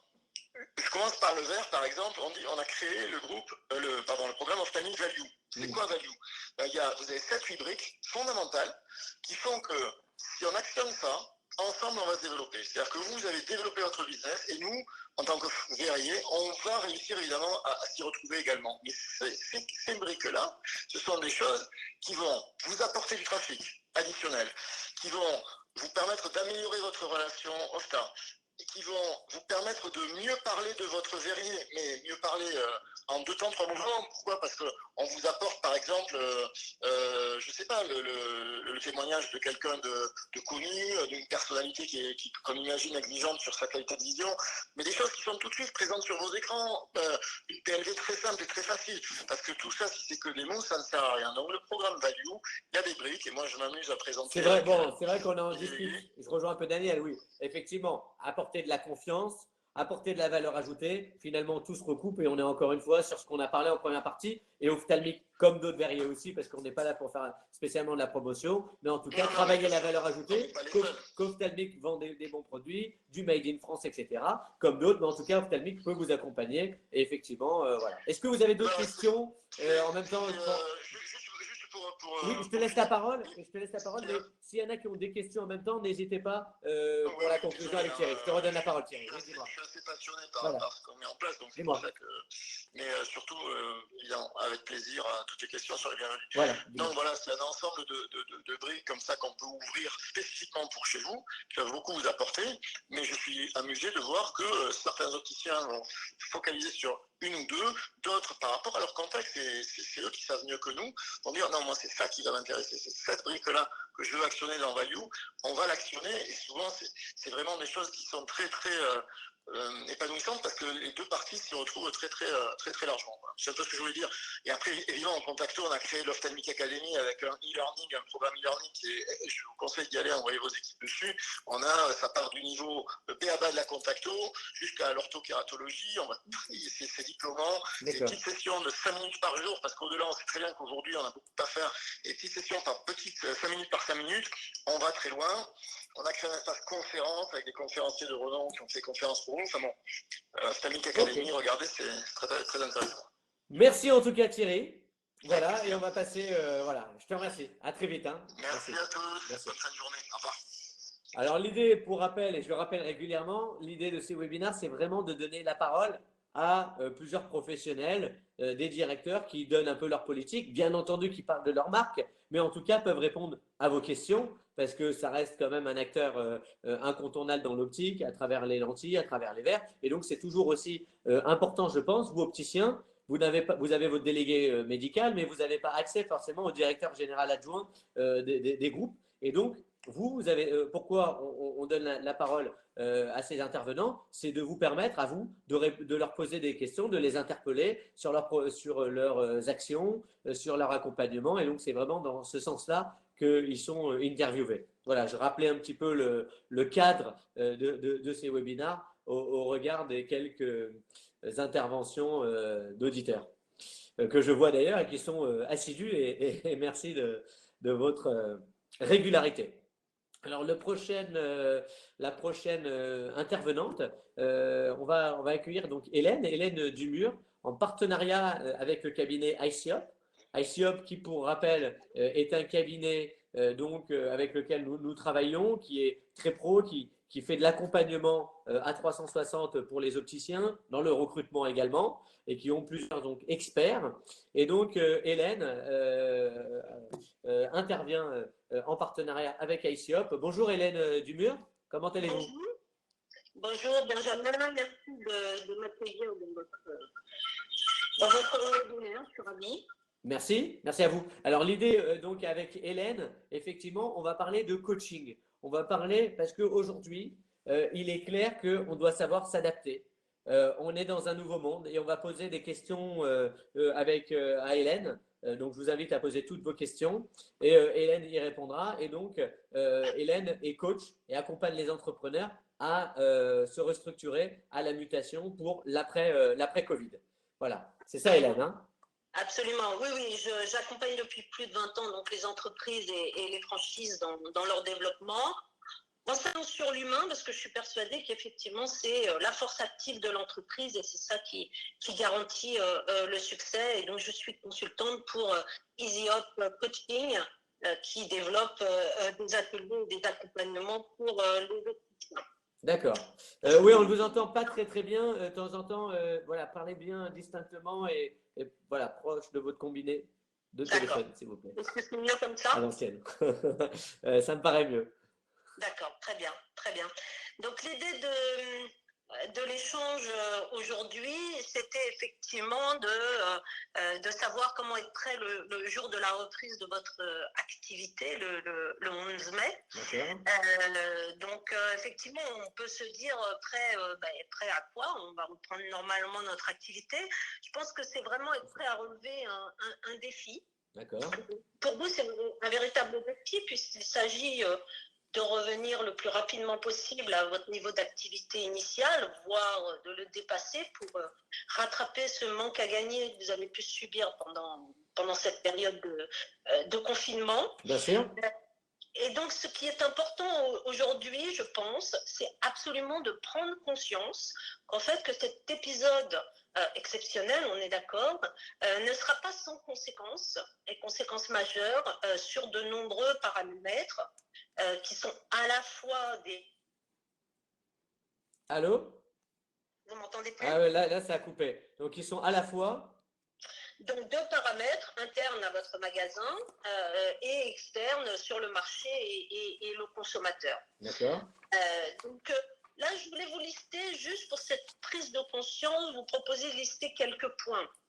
Par exemple, effectivement, en interne, c'est quelque chose auquel peut-être vous avez déjà... Vous m'entendez? Oui, je vous entends bien. Allez-y. Okay. Concerne le management de votre équipe, qui va devenir effectivement primordial.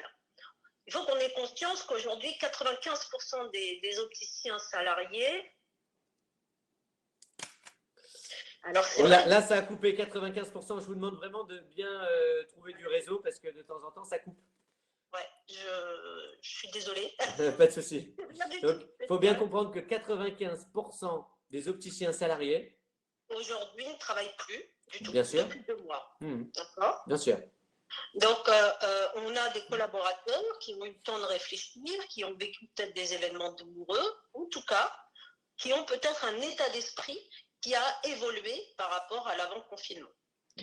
Donc, l'idée, c'est qu'il va falloir obtenir leur mobilisation.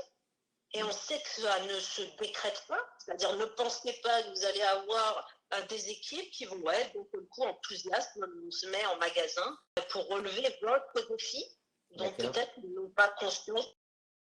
D'accord. Donc c'est vrai que ça sera plus facile si vous avez gardé le lien pendant cette période, si vous avez communiqué avec eux, si vous avez répondu à leurs questions, si vous les avez rassurés. C'est très important de maintenir le lien, justement. C'est le conseil que vous donnez, je suppose. Parce qu'il y en a que j'ai eu au téléphone qui ont eu très peu, voire pas du tout de contact pendant 1 mois et demi avec leurs salariés. On est d'accord qu'il faut maintenir le lien. C'est un conseil que vous pouvez donner?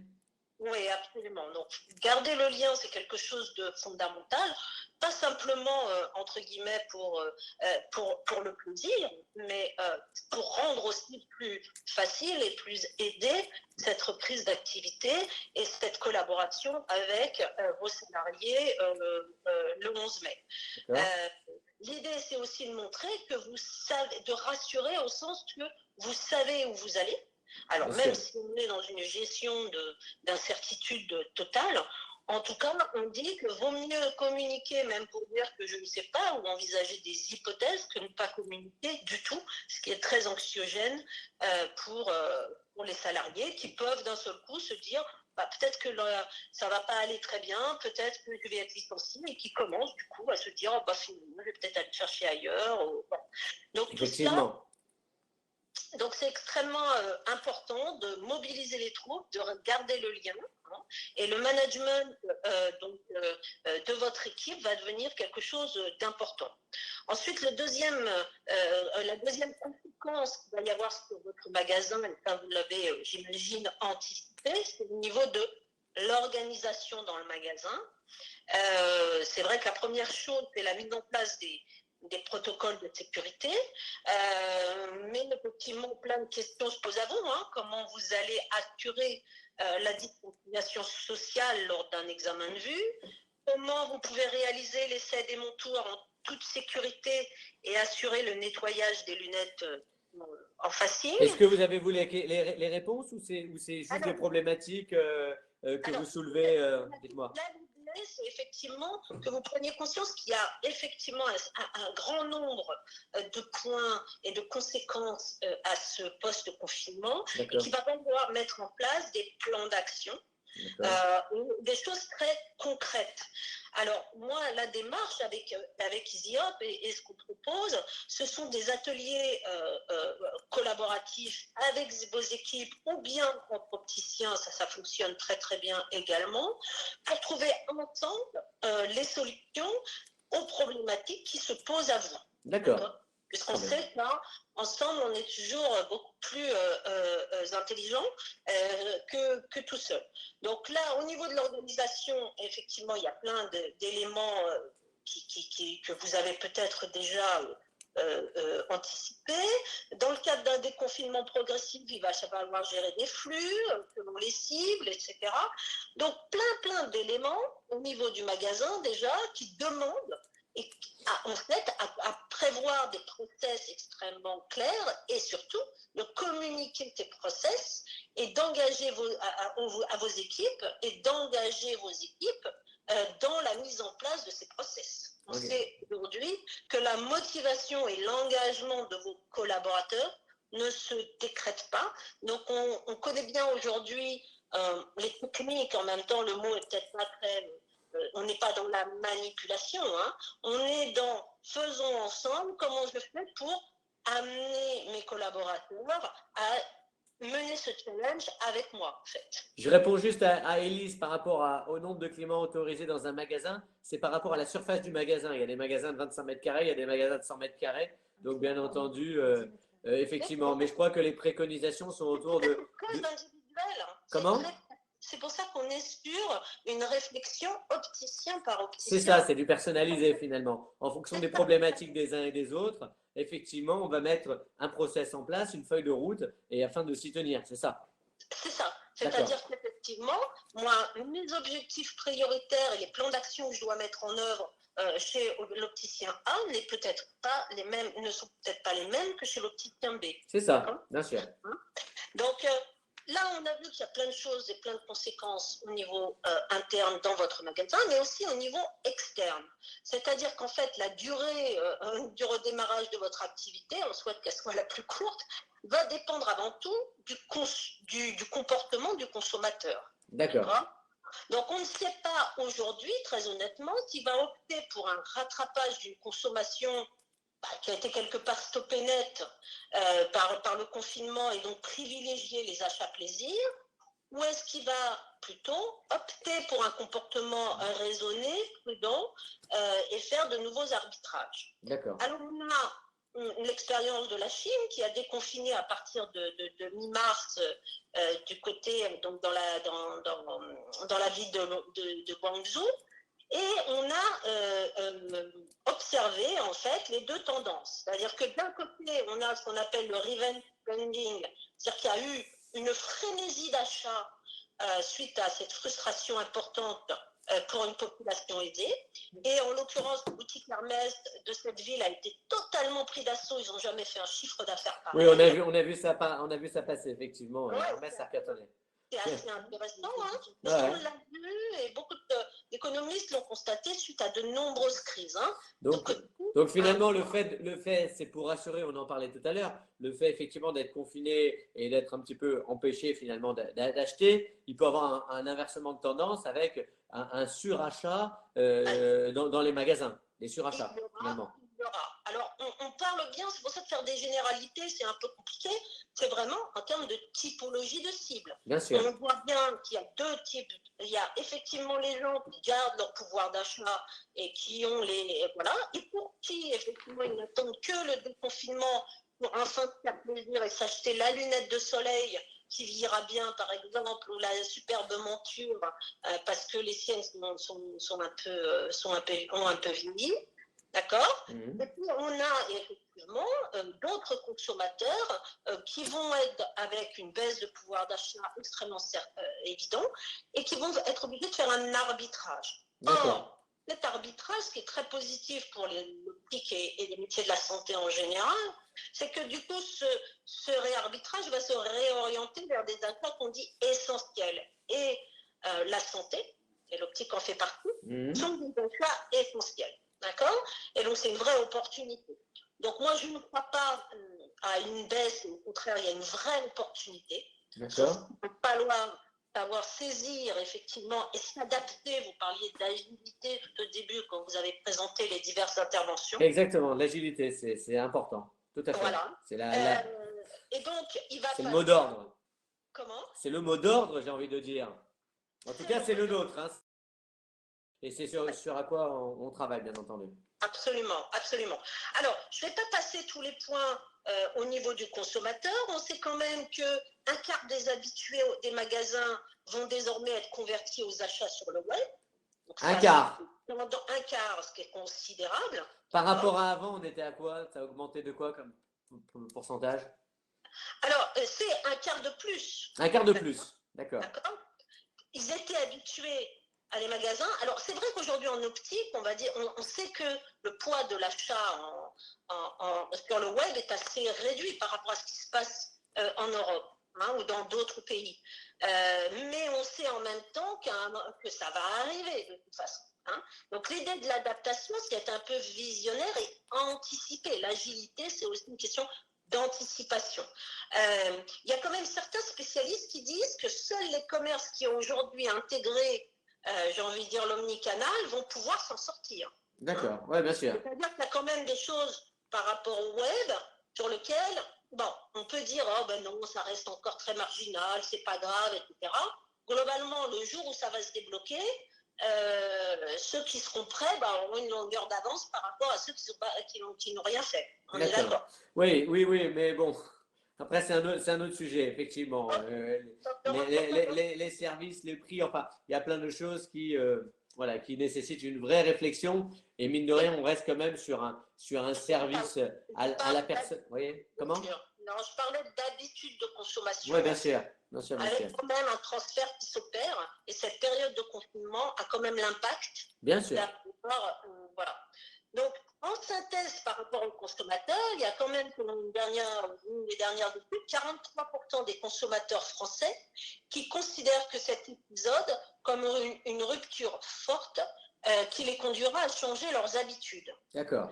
Donc ça, il faut l'entendre quand même. C'est-à-dire que c'est vrai que quand j'entends parfois certains opticiens dire « Oh, bah, ça sera bien pareil, on va reprendre, ça sera la même. » Non. Je pense qu'il faut avoir conscience, là, par rapport à tout ce qu'on vient de se dire, que non. Et est-ce que pour aller plus loin, est-ce que ce sondage pose d'autres questions, c'est-à-dire comment vont se transformer les habitudes, comment vont se diriger et va s'accentuer le nouveau comportement du consommateur? Alors, on va être en tout cas, vers des achats plus tournés vers le one oui. D'accord. Vers également plus de proximité et de lien. D'accord. Vers un achat plus chargé de sens et de responsabilité aussi. Hein. D'accord. Donc là, il y a des vraies opportunités.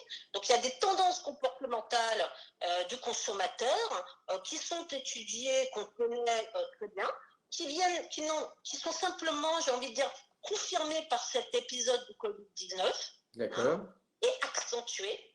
Et je pense que donc, il est temps de prendre conscience. Bien sûr.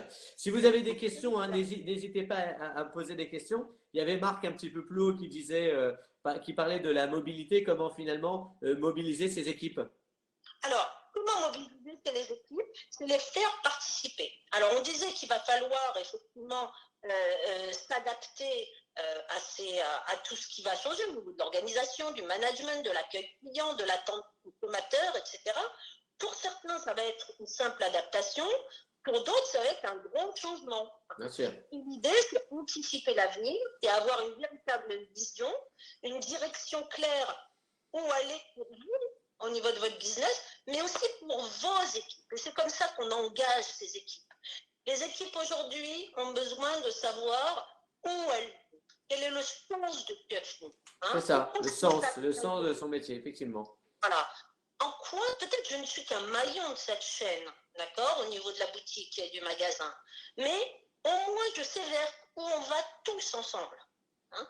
Et tous ces aspects stratégiques, en tout cas, et montrer effectivement à vos équipes et leur annoncer votre analyse de la situation, les parties pris stratégiques que du coup vous avez décidé de mettre en œuvre et de dire moi j'ai pas décidé de subir la réouverture, mais on va s'engager ensemble et définir ensemble des objectifs, bah là c'est un peu plus porteur. Et là finalement ces objectifs ça revient un peu à ce que vous proposez en termes de coaching. C'est-à-dire que vous voyez l'équipe du magasin et vous définissez une feuille de route avec l'équipe en fonction des personnalités des uns et des autres et surtout des attentes du consommateur, de la zone de chalandise, etc. C'est ça, un peu le travail. Hein. Et de la spécificité du magasin. La spécificité, c'est du cas par cas. Là, effectivement, pour rappeler aux auditeurs, on est là pour parler de généralité, parler un peu de ce qu'il faut faire dans les grandes lignes. Mais après, effectivement, bien entendu, et je le rappelle aussi, voilà, Hélène fait du cas par cas au niveau du coaching. Vous, si vous voulez revoir les prix également sur certains produits, j'ai été sollicité, c'est le moment. Selon les habitudes d'achat des uns et des autres, bah, c'est du cas par cas. Donc,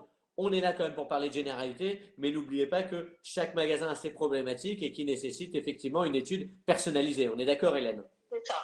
La difficulté, c'est l'acceptation du changement. Déjà, la prise de conscience. Ça fait peur le changement. Ça fait peur pour certains qui me disent. Ah bah oui. C'est difficile. Hein. Alors comment on fait? Faire le deuil de la situation précédente. Moi, j'ai été très frappée quand est arrivée la loi 100% santé sur le déni des opticiens.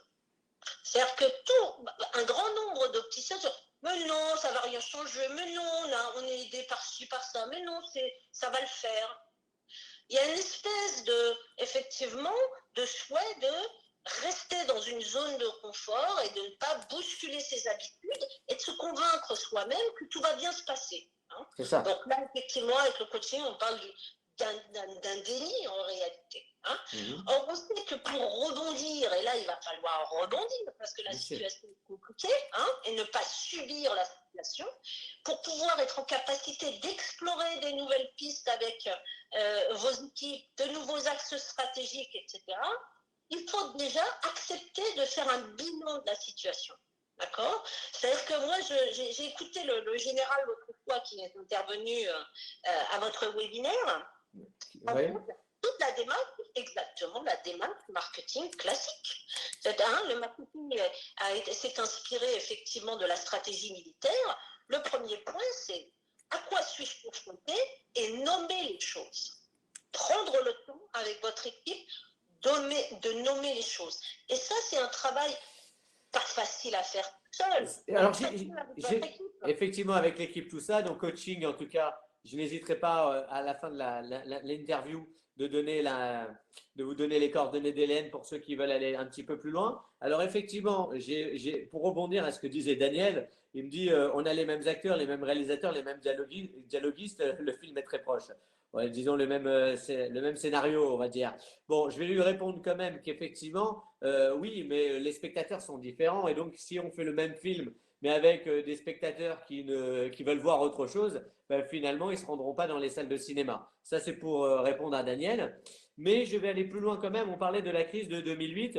Et c'est vrai qu'après 2008, on disait, oh là là, il y aura un avant 2008, il y aura un après. Et toujours, on a l'impression qu'après chaque crise, on dit la même chose. Et finalement, le naturel revient au galop et on revient un petit peu dans cette zone de confort. Et les mois passent et finalement, tout redevient à peu près comme avant. En quoi cette crise est-elle différente que celle de 2008 où on entendait un peu les mêmes sons de cloche?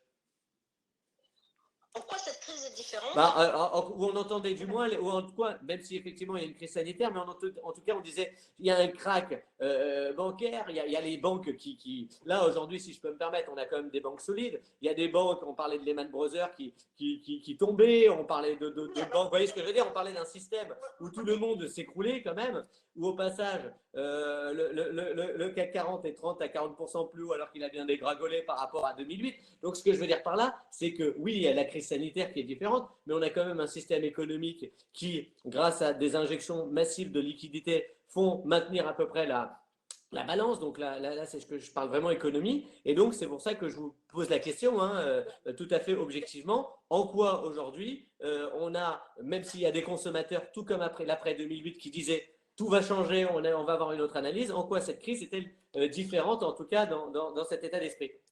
Alors, je crois que d'abord, elle n'est pas qu'économique, cette crise. Elle va, en plus, on n'en a pas encore j'ai envie de dire, les résultats de cette crise économique. Hein. Bien sûr. Cette crise, elle ne va pas être éphémère avec une résolution comme en 2008. D'accord. Comme j'entendais hier, un médecin qui disait il va falloir qu'on apprenne à vivre avec ça. C'est quand même tout à fait inédit d'avoir confiné l'ensemble de la population pendant 2 mois. Hein. Donc les conséquences psychologiques sur le consommateur, les gens, et tout à coup ce qui devient important pour eux dans la vie, c'est quelque chose qui va les changer fondamentalement. D'accord. Le consommateur va petit à petit rechercher du sens dans ses actions et dans ce qu'il fait, et aussi dans ses achats.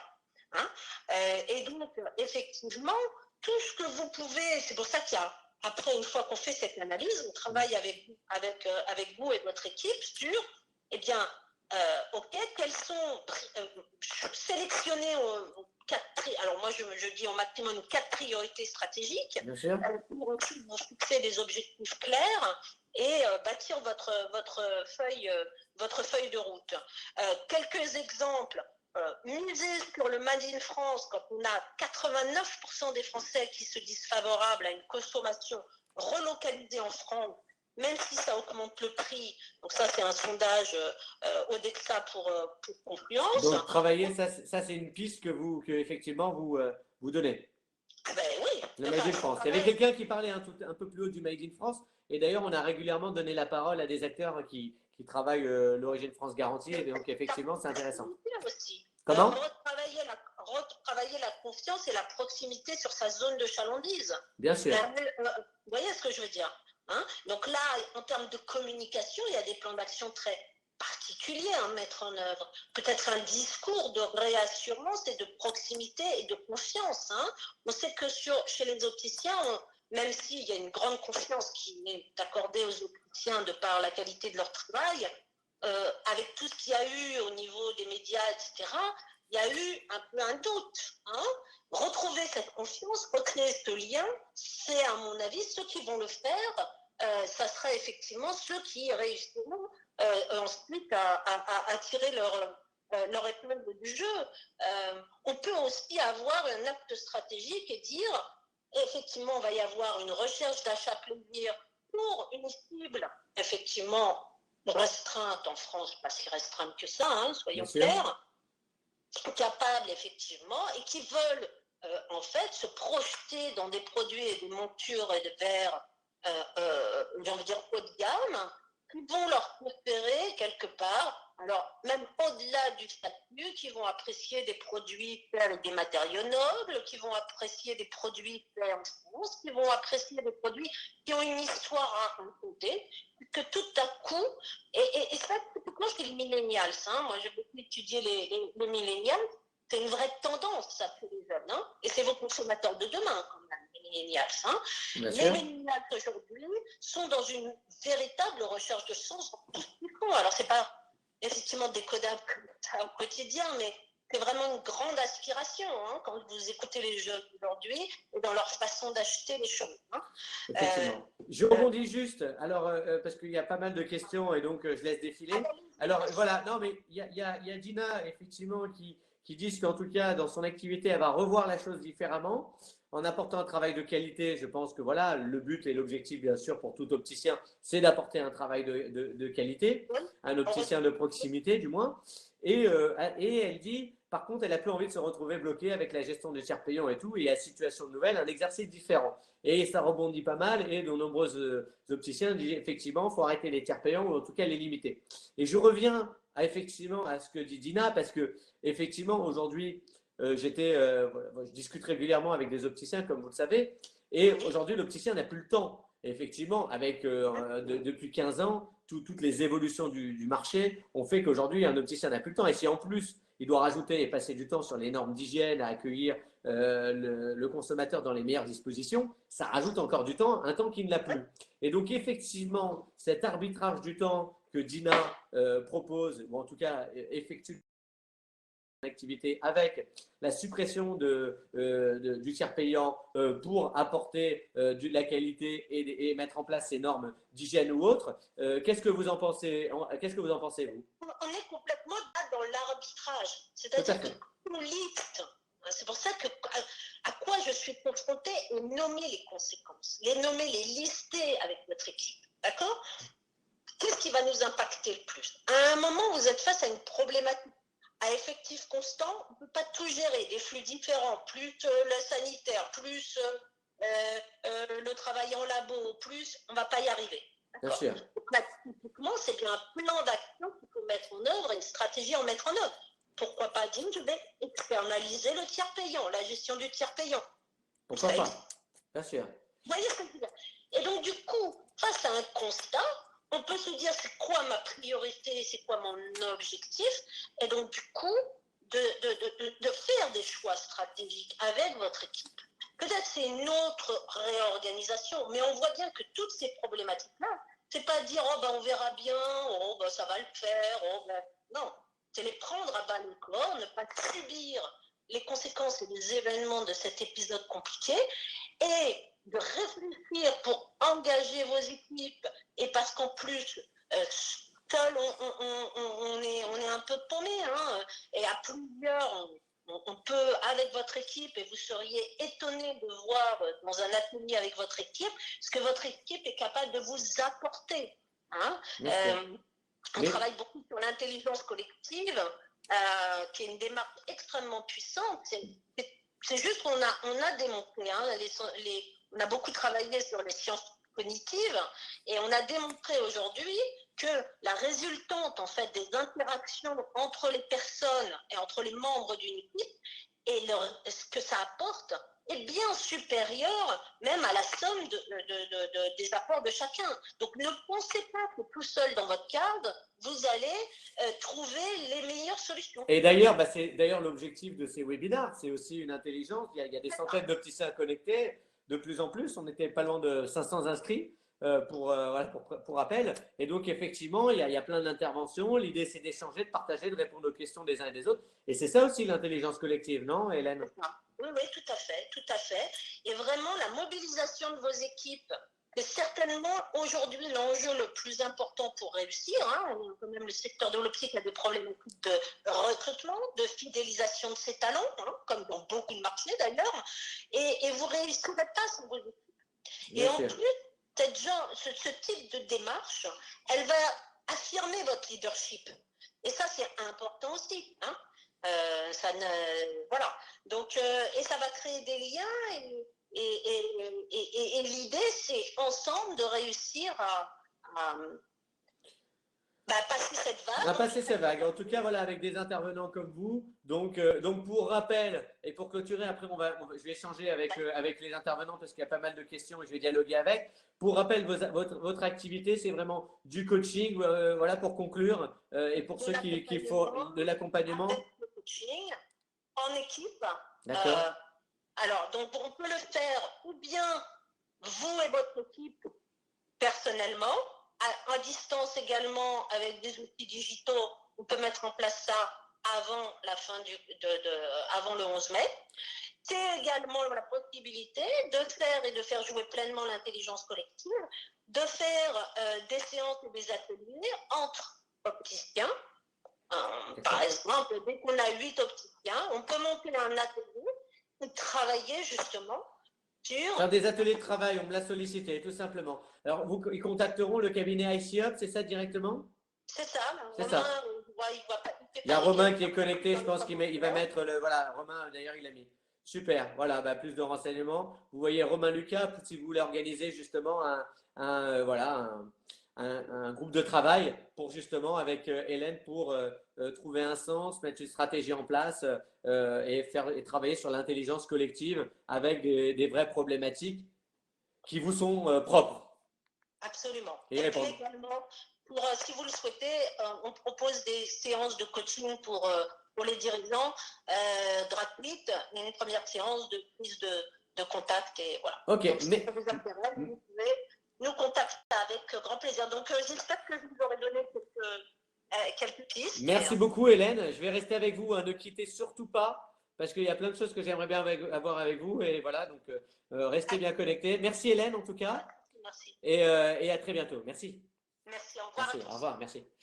Donc, effectivement, je vois Dina qui dit que ça la rassure, en tout cas, d'avoir cette possibilité de cette piste et de renouer avec le métier d'opticien. Et moi, je le dis souvent, franchement, le métier d'opticien, c'est un métier passionnant parce qu'on est dans le conseil, on a une approche médicale, on est sur de la mode, il touche tellement de choses. Et moi-même, je suis passionné par discuter, par échanger avec de nombreux confrères. Et je pense que il y en a qui ont pu ces dernières années être un petit peu blasés par rapport à toutes ces pressions, par tout ce lynchage effectivement qui n'a pas été très équitable, très juste vis-à-vis de notre profession.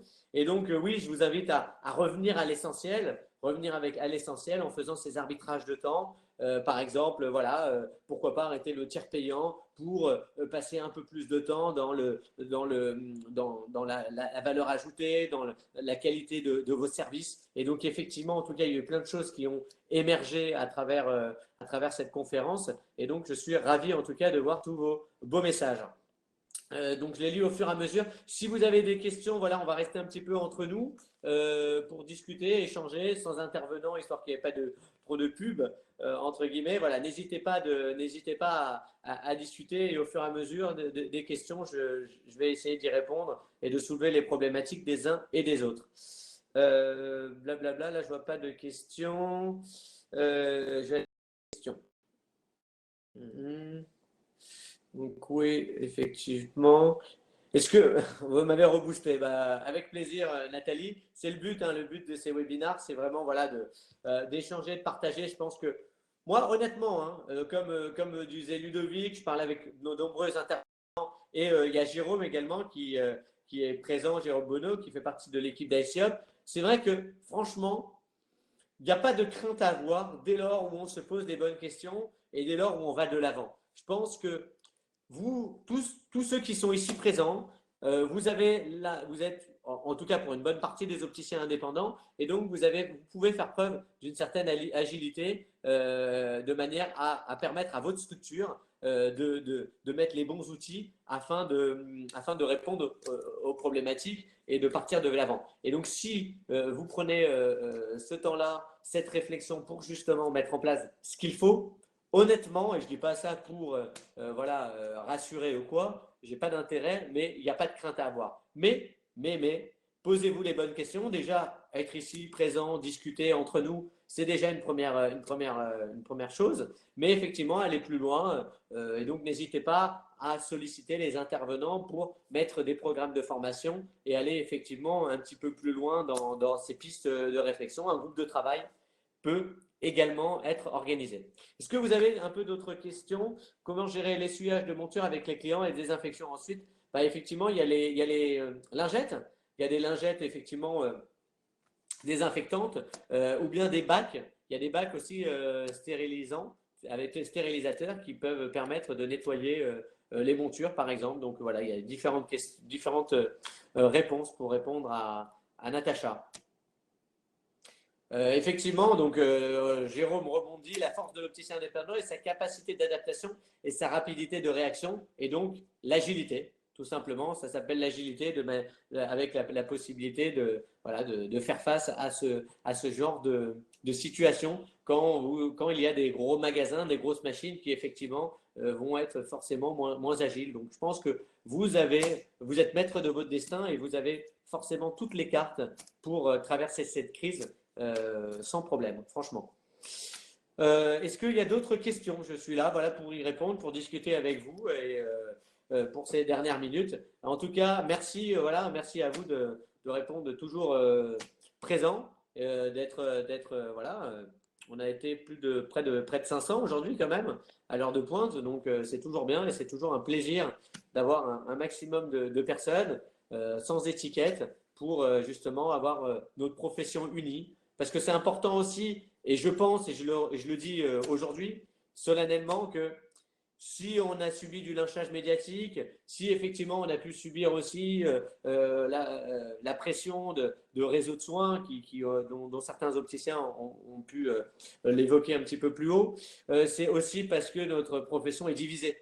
Et donc, une profession unie peut nous permettre d'encore mieux nous en sortir.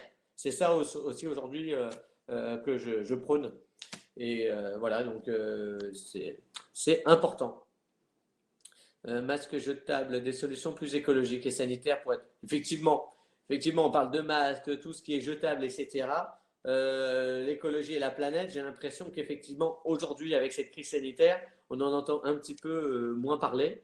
Moi, aujourd'hui, en tout cas, je n'ai pas de réponse sur les solutions écologiques. Si certains opticiens auraient des réponses par rapport aux masques jetables, effectivement, tout ça pour travailler sur l'écologie, je serais ravi de les entendre. Et au passage, l'écologie fait partie de nos pistes de réflexion chez Cercle Optique. Et donc, si certains veulent travailler avec nous sur un groupe de travail de manière à travailler sur l'écologie, parce que je pense que c'est important de travailler l'écologie dans l'optique, on ne le travaille pas assez, on n'en parle pas assez, mais nous, en tout cas, on travaille on a des pistes de réflexion. Donc, si certains, ça leur tient à cœur de travailler avec nous, n'hésitez pas à m'envoyer, à me contacter sur LinkedIn directement et partager des idées parce que je pense qu'on pourrait mettre en place des choses afin d'œuvrer sur cette thématique. Merci Dina. Merci à vous tous. Est-ce que vous avez d'autres questions avant qu'on se donne rendez-vous la semaine prochaine? Il faudrait que le groupe international donne le mot aux opticiens adhérents et en plus d'arrêter les tiers payants. Effectivement, elle est sympa, Béatrice. Après, le problème, je vais vous raconter un petit peu l'histoire des réseaux de soins.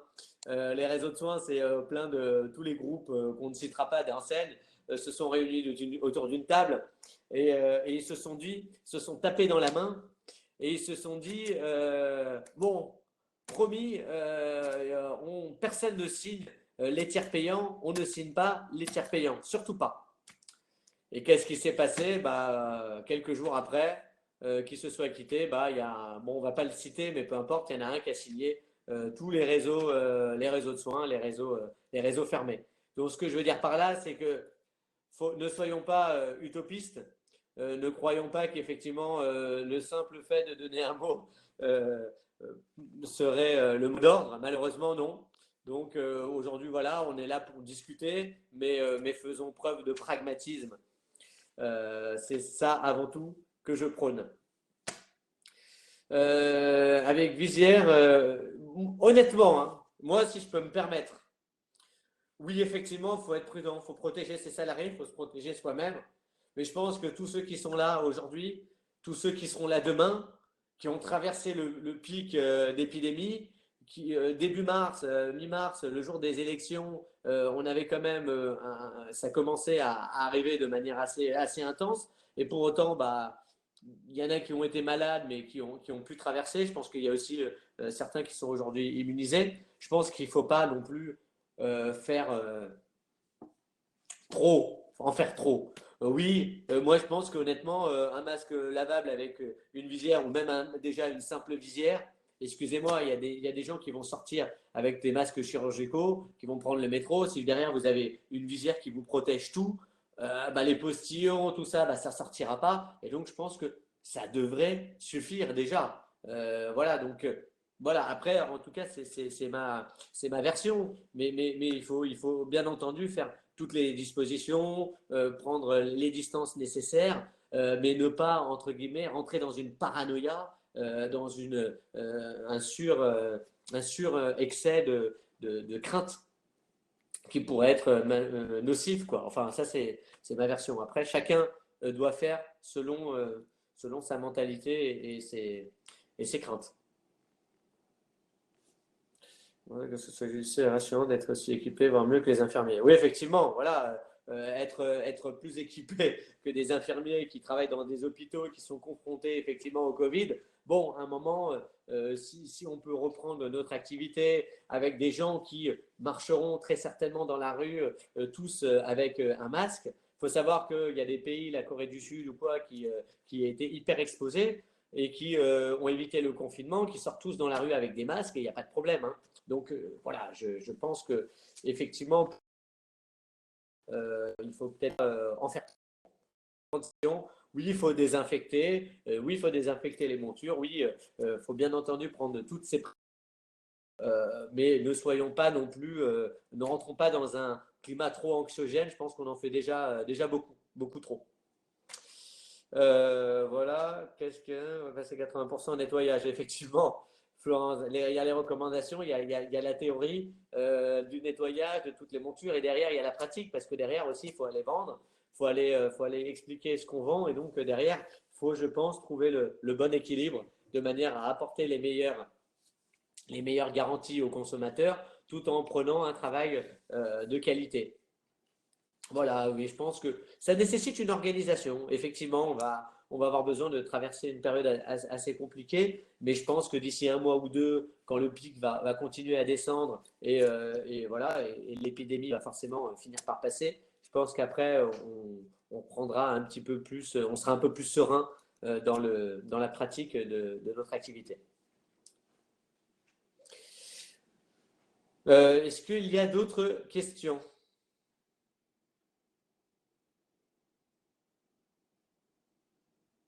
Bah oui, si, non, non, non. Attention, hein. J'ai dit qu'il fallait, Daniel, attention, j'ai dit qu'il fallait une visière. J'ai dit qu'une visière, pour moi, était, je pense, suffisant. Parce que la question était, est-ce qu'il faut mettre un masque plus une visière, Daniel? Il faut faire attention. J'ai dit, je pense qu'avec une visière, c'est largement suffisant. Vous avez une visière, voir l'expression, et je pense que c'est largement suffisant. Attention, hein, je n'ai pas dit qu'il ne fallait pas de visière. Au contraire, j'ai dit qu'il fallait une visière, mais il y a des personnes qui disent il faut un masque, il faut une visière par-dessus. Je suppose que effectivement, finalement, travailler comme des infirmiers dans des hôpitaux pour reprendre Anne, pour reprendre ce qu'a dit Anne, et donc je pense qu'il faut peut-être pas trop en faire. Mais une visière, bien entendu, c'est bon. Je suis revenu. Est-ce que vous me voyez à nouveau? C'est bon, tout va bien? Ok, super.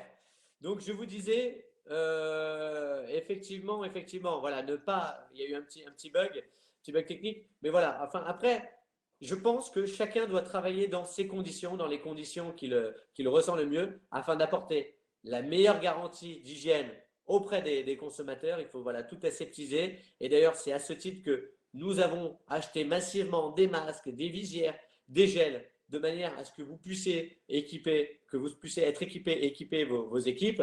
Mais effectivement, il ne faut pas rentrer dans un climat non plus paranoïaque, voilà, et trop anxiogène qui cannibaliserait la qualité de votre vente et la qualité de vos conseils. C'est ça que je veux dire.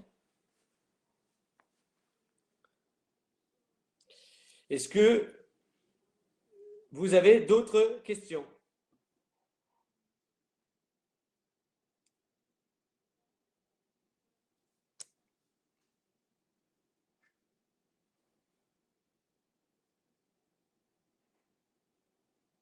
Alors, délai de livraison des packs, oui, alors là, on se fait livrer, on se fera livrer la semaine prochaine.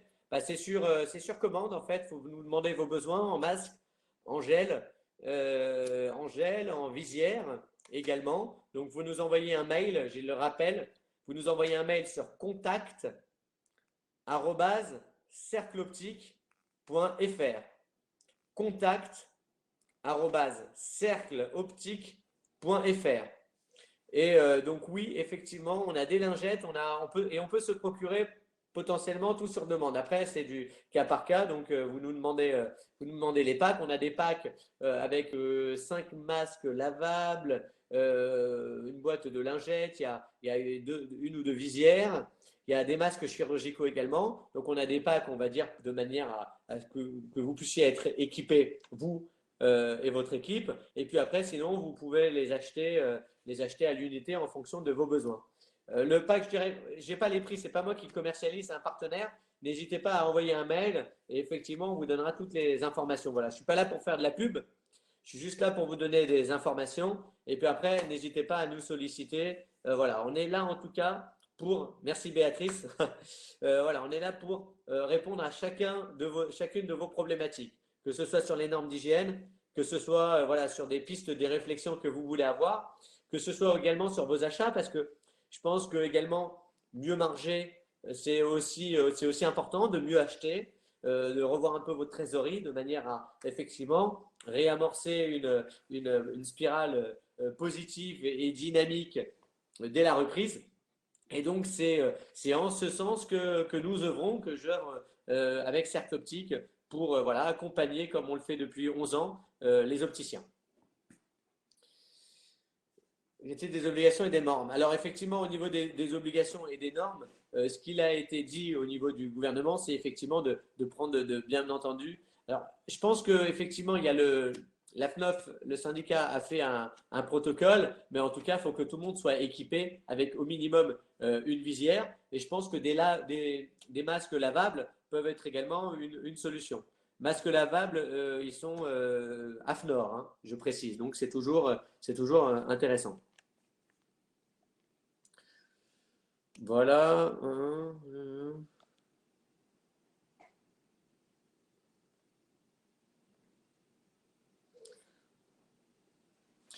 Alors, les visites des représentants, je suis en contact avec les fournisseurs. Ils sont en train de s'organiser eux aussi pour justement avoir tous les dispositifs pour justement apporter on va dire, toutes les normes d'hygiène et également toutes les protections. Donc, je n'ai pas encore les dispositifs. J'ai discuté avec quelques partenaires là, ces derniers jours et j'attends justement c'est une bonne question hein, de Nathalie. J'attends leurs recommandations. Voilà, tout simplement. En tout cas, la semaine prochaine, n'hésitez pas à faire parler à vos confrères de ce webinaire, ce grand rendez-vous. Merci à vous tous. Voilà, ça va toucher à sa fin. La semaine prochaine, nous aurons un directeur d'école qui va nous parler de formation, qui va nous parler, certains se posent la question de ce que vont être les stats par rapport aux jeunes diplômés. Donc effectivement, parce qu'il n'y a pas d'examen aujourd'hui, donc il va nous dire un petit peu son son de cloche. Est-ce que le fait que ce soit sur contrôle continu, il va y avoir un pourcentage plus élevé, moins élevé? Vous allez pouvoir préparer vos questions. Nous allons avoir aussi d'autres intervenants, comme d'habitude, afin de donner la parole à chacun. Voilà, le but, c'est d'échanger, de se retrouver entre confrères. Nous analyserons également, nous discuterons un peu du déconfinement, parce qu'on sera à une semaine du déconfinement. Et certains aussi nous posent la question. Sachez que on envisage de continuer ces webinars de manière mensuelle, parce que je pense que c'est toujours bien de se retrouver entre confrères. Donc sachez que notre communauté, parce que je vois aujourd'hui de nombreux inscrits qui continuent à rester et être fidèles. Et donc, je pense que c'est toujours sympa de maintenir le lien. Et donc, on essayera une fois par mois de trouver des thématiques, des angles, de manière à garder le contact. Qu'est-ce que vous en pensez? Est-ce que vous pensez que c'est une bonne idée? Je vois, super idée, super idée. Voilà, bah oui, effectivement, parce que je pense qu'il n'y a pas de raison.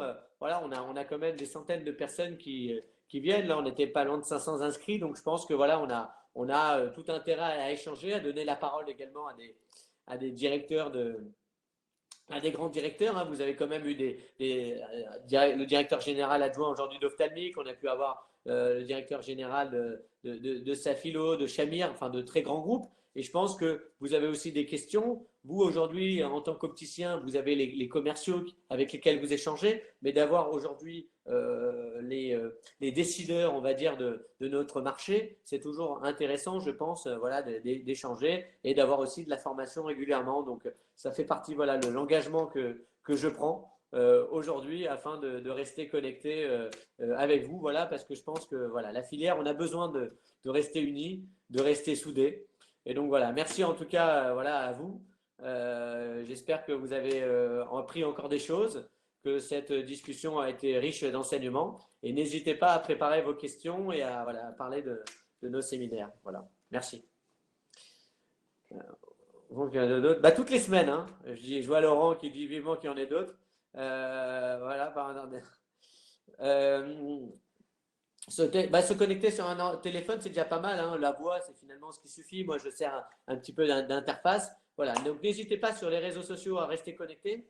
Facebook, LinkedIn, on a déjà fait une formation sur le digital. Donc, n'hésitez pas à relayer, à partager sur différents forums. Hein. Le but, c'est d'être le plus nombreux possible parce que plus on sera nombreux aussi, plus forcément on sera fort et on pourra aussi transmettre des messages et prendre les devants par rapport à notre filière. Voilà, merci à tous et je vous donne rendez-vous à la semaine prochaine. Prenez soin de vous, restez à la maison et préparez dès maintenant hein, parce que ça s'anticipe. Là, le 11 mai, la date approche, la date fatidique, c'est dans même pas 2 semaines. Donc, c'est aujourd'hui où ça se joue. Voilà, et n'hésitez pas, hein, si vous avez des questions en privé, à me contacter sur LinkedIn. Le secret du bronzage, bah, il fait beau, hein, il fait beau, donc je reste sur mon balcon et de temps en temps, en prenant l'air, je prends quelques UV, voilà, pour répondre à Marc Cohen, voilà. Ah, il faut prendre un petit peu l'air, on a le droit à 1 heure, donc effectivement, faut en profiter. Voilà, donc, non, je dis ça, je taquine. Mais voilà. Bon, à la semaine prochaine, merci à vous. Et voilà, soyons sérieux. Et si vous avez des questions, encore une fois, vous me contactez sur LinkedIn, Benjamin Zetoun, en privé, je serai ravi de vous répondre. Merci et prenez soin de vous.